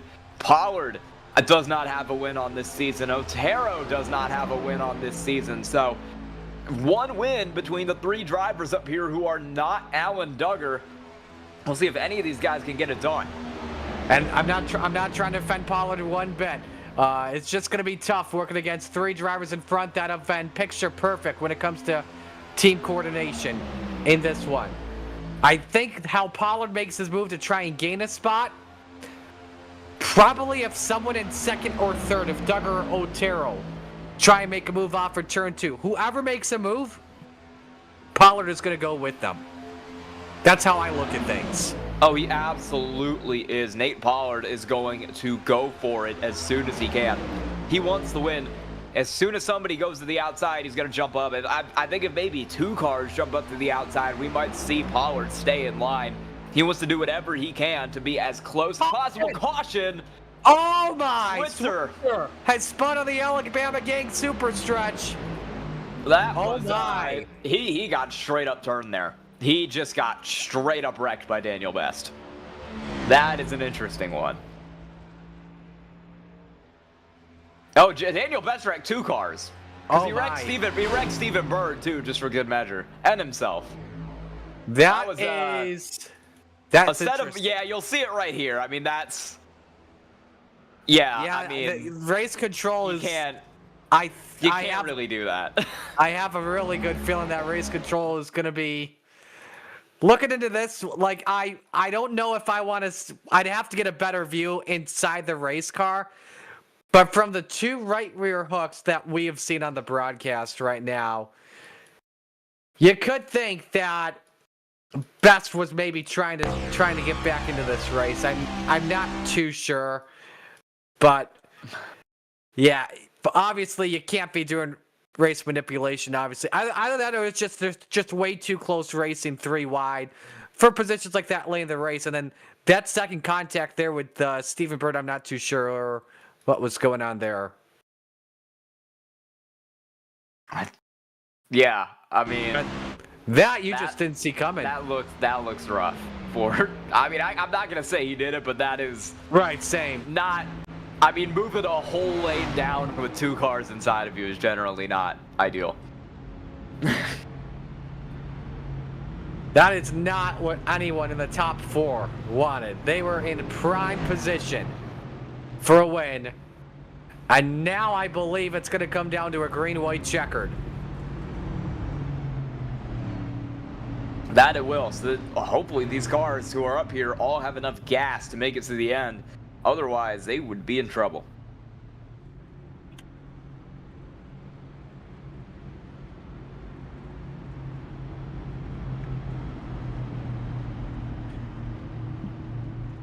In the Cup Series, if you include today, it's gone into overtime in 7 of the last 9.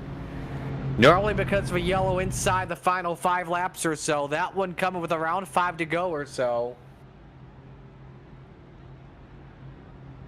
And this is where the restart lane, the advantage could flip. Daniel Best, Josh Switzer, both come on to pit road.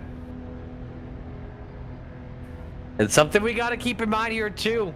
Only one attempt at the green-white checkered in door-to-door. Yeah, so that means if we get a caution before the white flag, this race is over. A white flag will reward you with 1 extra lap.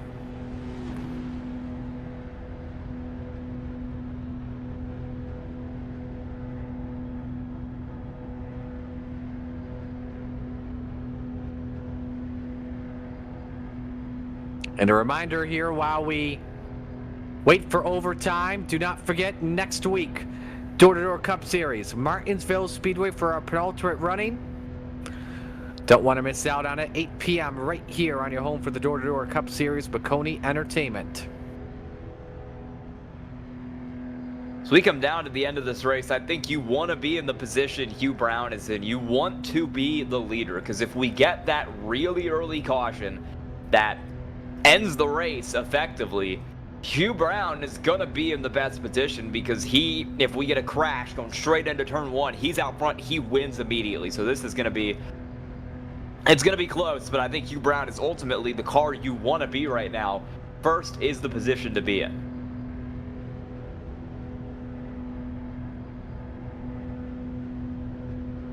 Brown's going to have to get some help from his teammates to make sure that Pollard, Knopf, Betts, they don't get the win here. But I think right now, though, as we get set for overtime, I think teammates right now, but with this being a double file restart, I think, in my opinion, they're out the window. I think so. I think you all just got to make it to the white flag first and then get a little crazy from there. But if the white flag, or if the caution comes out before the checkered flag, or before the white flag, excuse me, that is going to be basically a Hugh Brown win. So I think Hugh Brown might be hoping for a wreck. I think everyone behind him is just going to try to make it to that white flag before we get all over the place.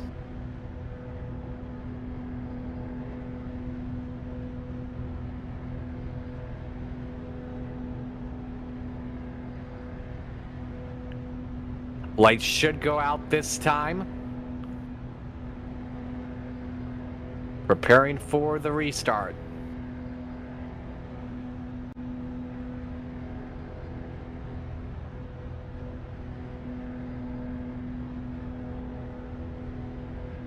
Hugh Brown's been the dominant driver all day long. He needs the points if he wants to get back into a chance at a championship 4 bid, whether it be a win or a very good finish today.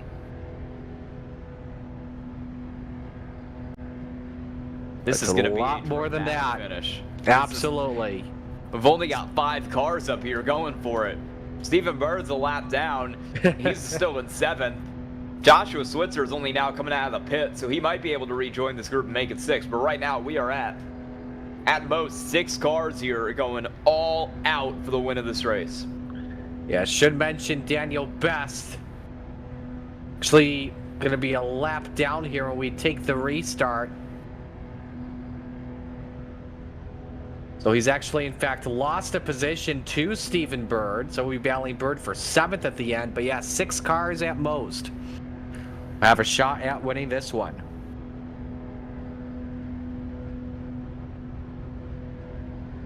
This is going to be a wild 2 laps. This might be the wildest 2 laps of the season here for the Door-to-Door Racing League, because this is going to be all on the line. Not just the win of the race, but it's not been the championship 4, and a lot of these drivers in this pack do not have a win yet this season and are going to be desperate to grab one before the season is out. Well, I always like to say this. There's always a favorite out there. Just pick it ASAP. Brown, Duggar, Otero, Pollard, Knopf, Switzer. Only green-white checkered we have. If we get the white flag, we'll go to the checkers. Regardless, if we get a yellow before a white, this will end under caution.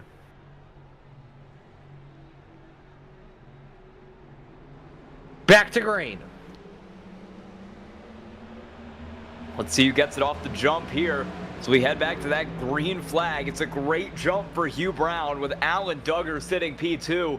Nate Pollard is going to try to get the jump on the outside. It's not a great start for Gus Otero. A very disorganized top 4 here. And Hugh Brown has no one behind him out of turn 1. Yeah, but Duggar's going to be able to cut down in front of Otero once they get down to the super stretch. However, Brown keeps it on the outside, and it's just about 3 wide for second on back. Stay in double file. What lane do you go in? If you're Hugh Brown, Duggar on the outside, they get sideways. Pollard's involved. That's going to be the race. Hugh Brown's going to win this one. It is in the championship 4. Hugh Brown grabs his 2nd win of the year at Talladega. Gus Otero brings it home, P2. And that is devastating for Nate Pollard, who worked so hard and was up there when it mattered the most, but is just not going to be able to bring it home here tonight. With the way the lines were forming here, Sky, you could just sense that one coming. Yeah, I mean, it was just a late block there from Alan Duggar that triggered that. He tried to get up, he tried to block the line, he just wasn't there in time, and took everybody with him. You just got to make it to the checkered flags here, but how about it for Hugh Brown? May need to keep that caution tape on for the rest of the season, because I think that may have been good luck for him today. Hey, yeah, I mean, he was basically the only car who didn't get in a wreck today, so he brought that thing home pretty clean. It's a fragile car. I don't know the instant points that all the drivers had throughout the race. I believe Christian has a better idea than I do. I hope he doesn't, actually. Never mind on that, but what a season, though, this team continues to have.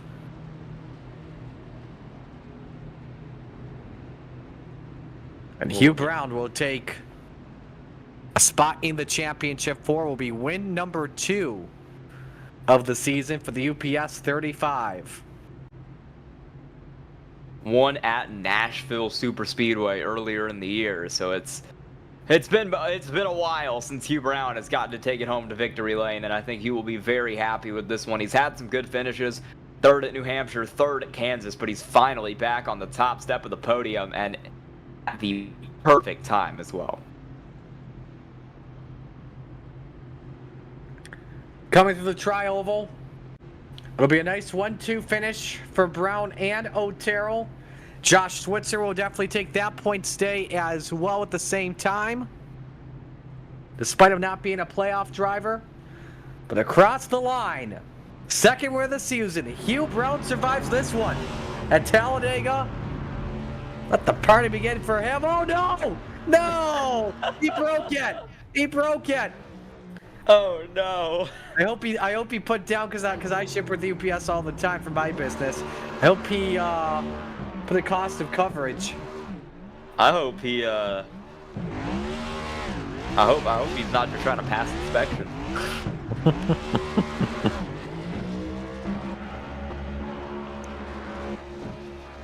But he'll light that one up. I will talk to Hugh Brown in just a moment and the rest of the top 3 and give you your race results. Stay with us on Maconi Entertainment.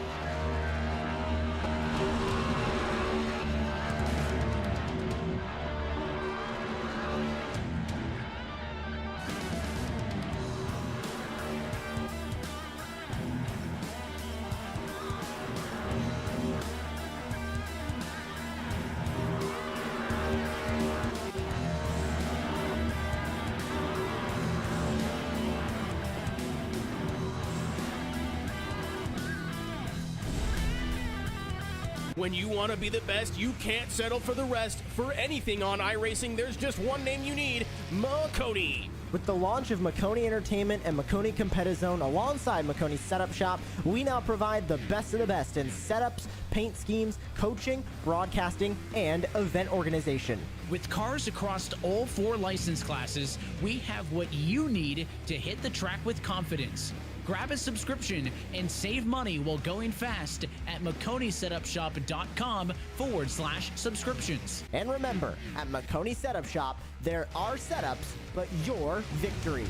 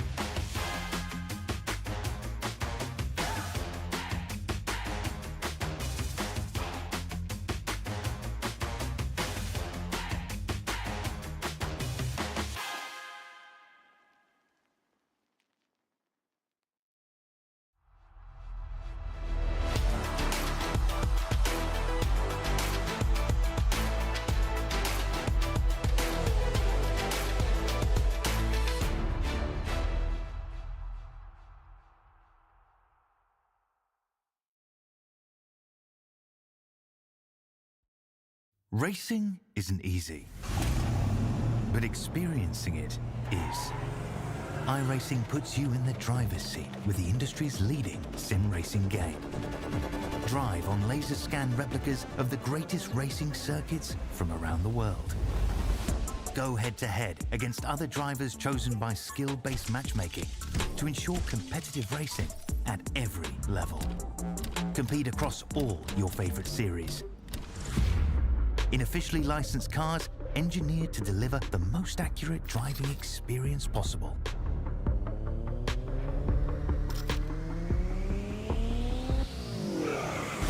Join a race or host your own with players from across the globe.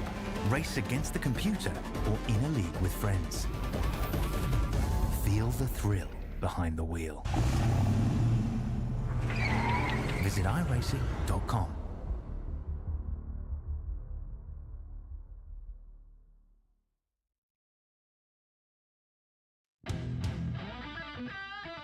A wild one at Talladega wrapped up with our second driver in the championship 4. It is Hugh Brown with the race victory coming under caution.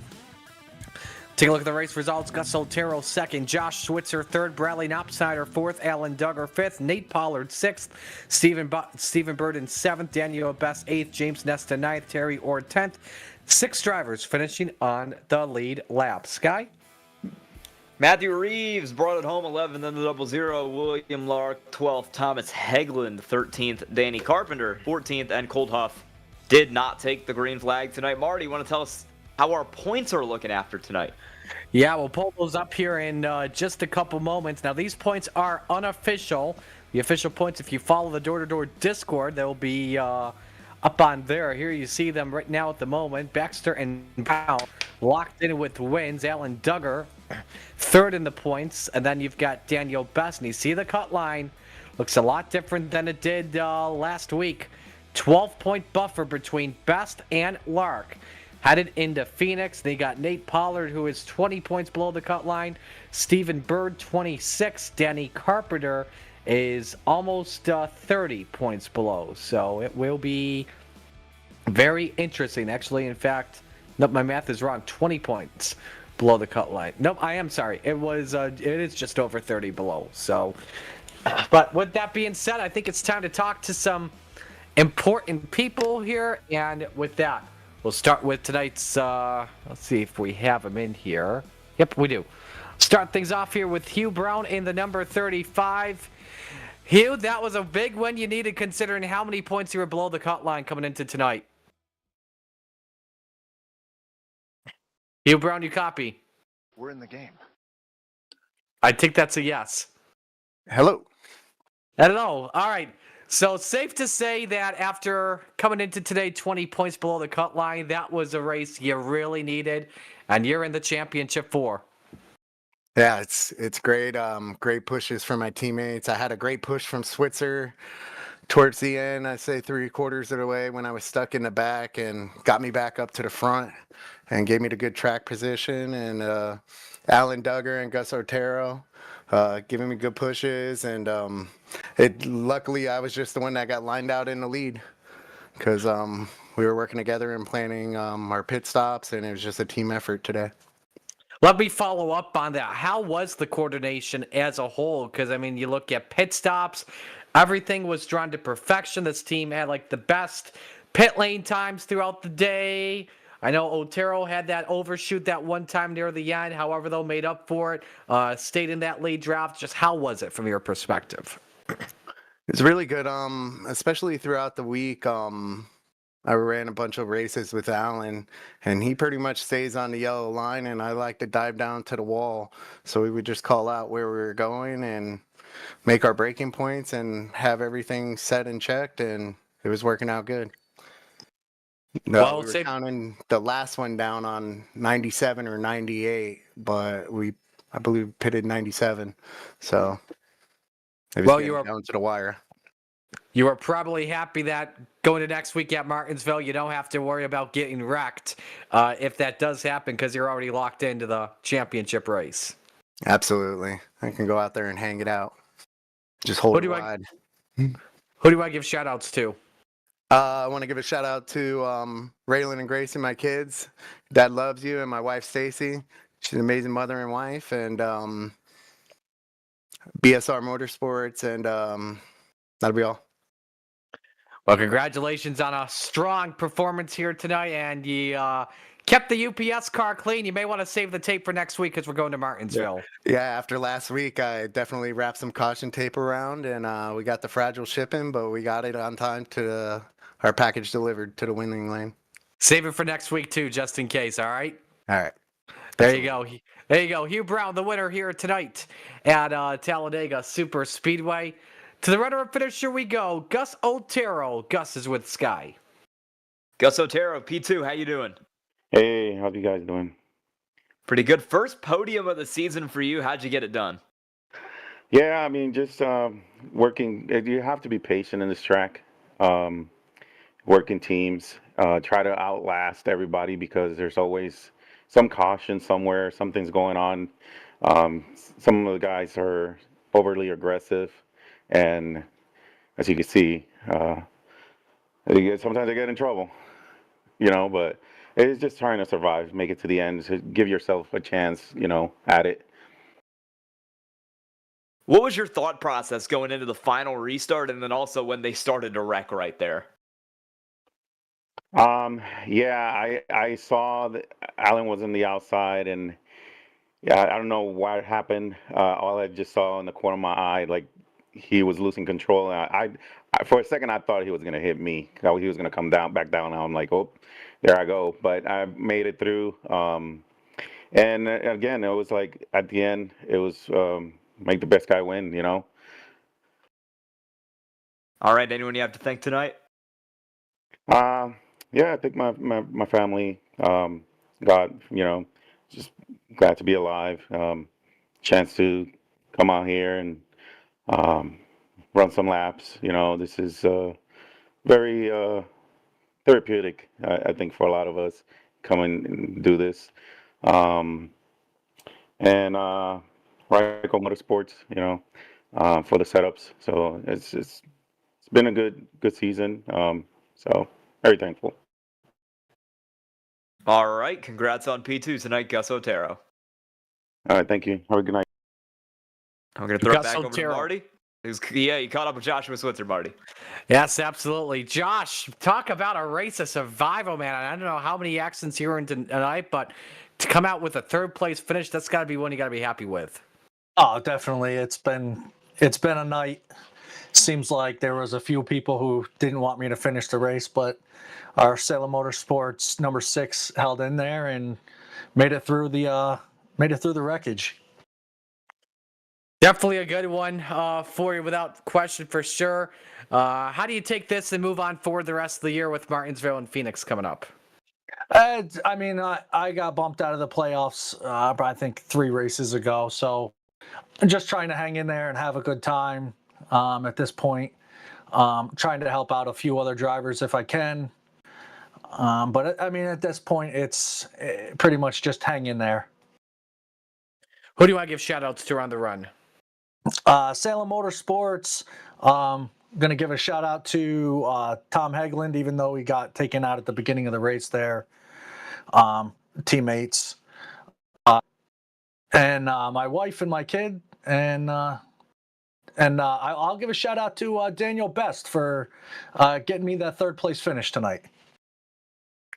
All righty. We'll let you go there. Great job tonight, and we'll talk to you next week. All right. Thank you.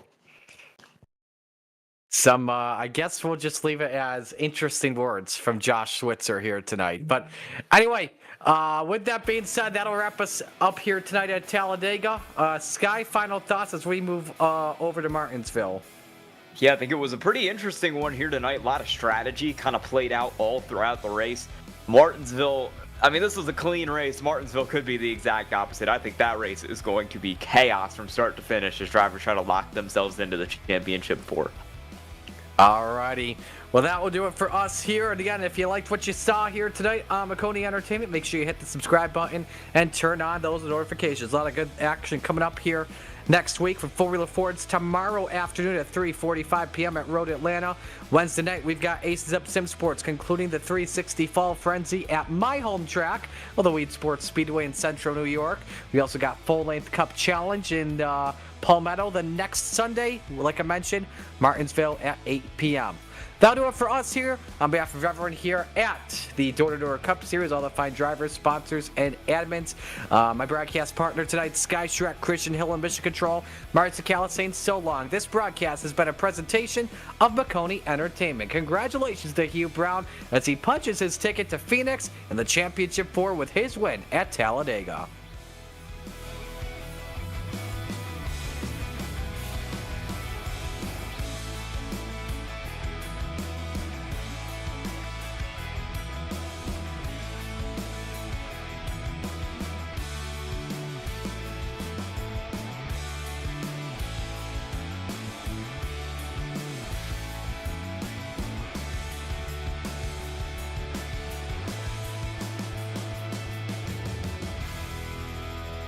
When you want to be the best, you can't settle for the rest. For anything on iRacing, there's just one name you need, Maconi. With the launch of Maconi Entertainment and Maconi Competizone alongside Maconi Setup Shop, we now provide the best of the best in setups, paint schemes, coaching, broadcasting, and event organization. With cars across all 4 license classes, we have what you need to hit the track with confidence.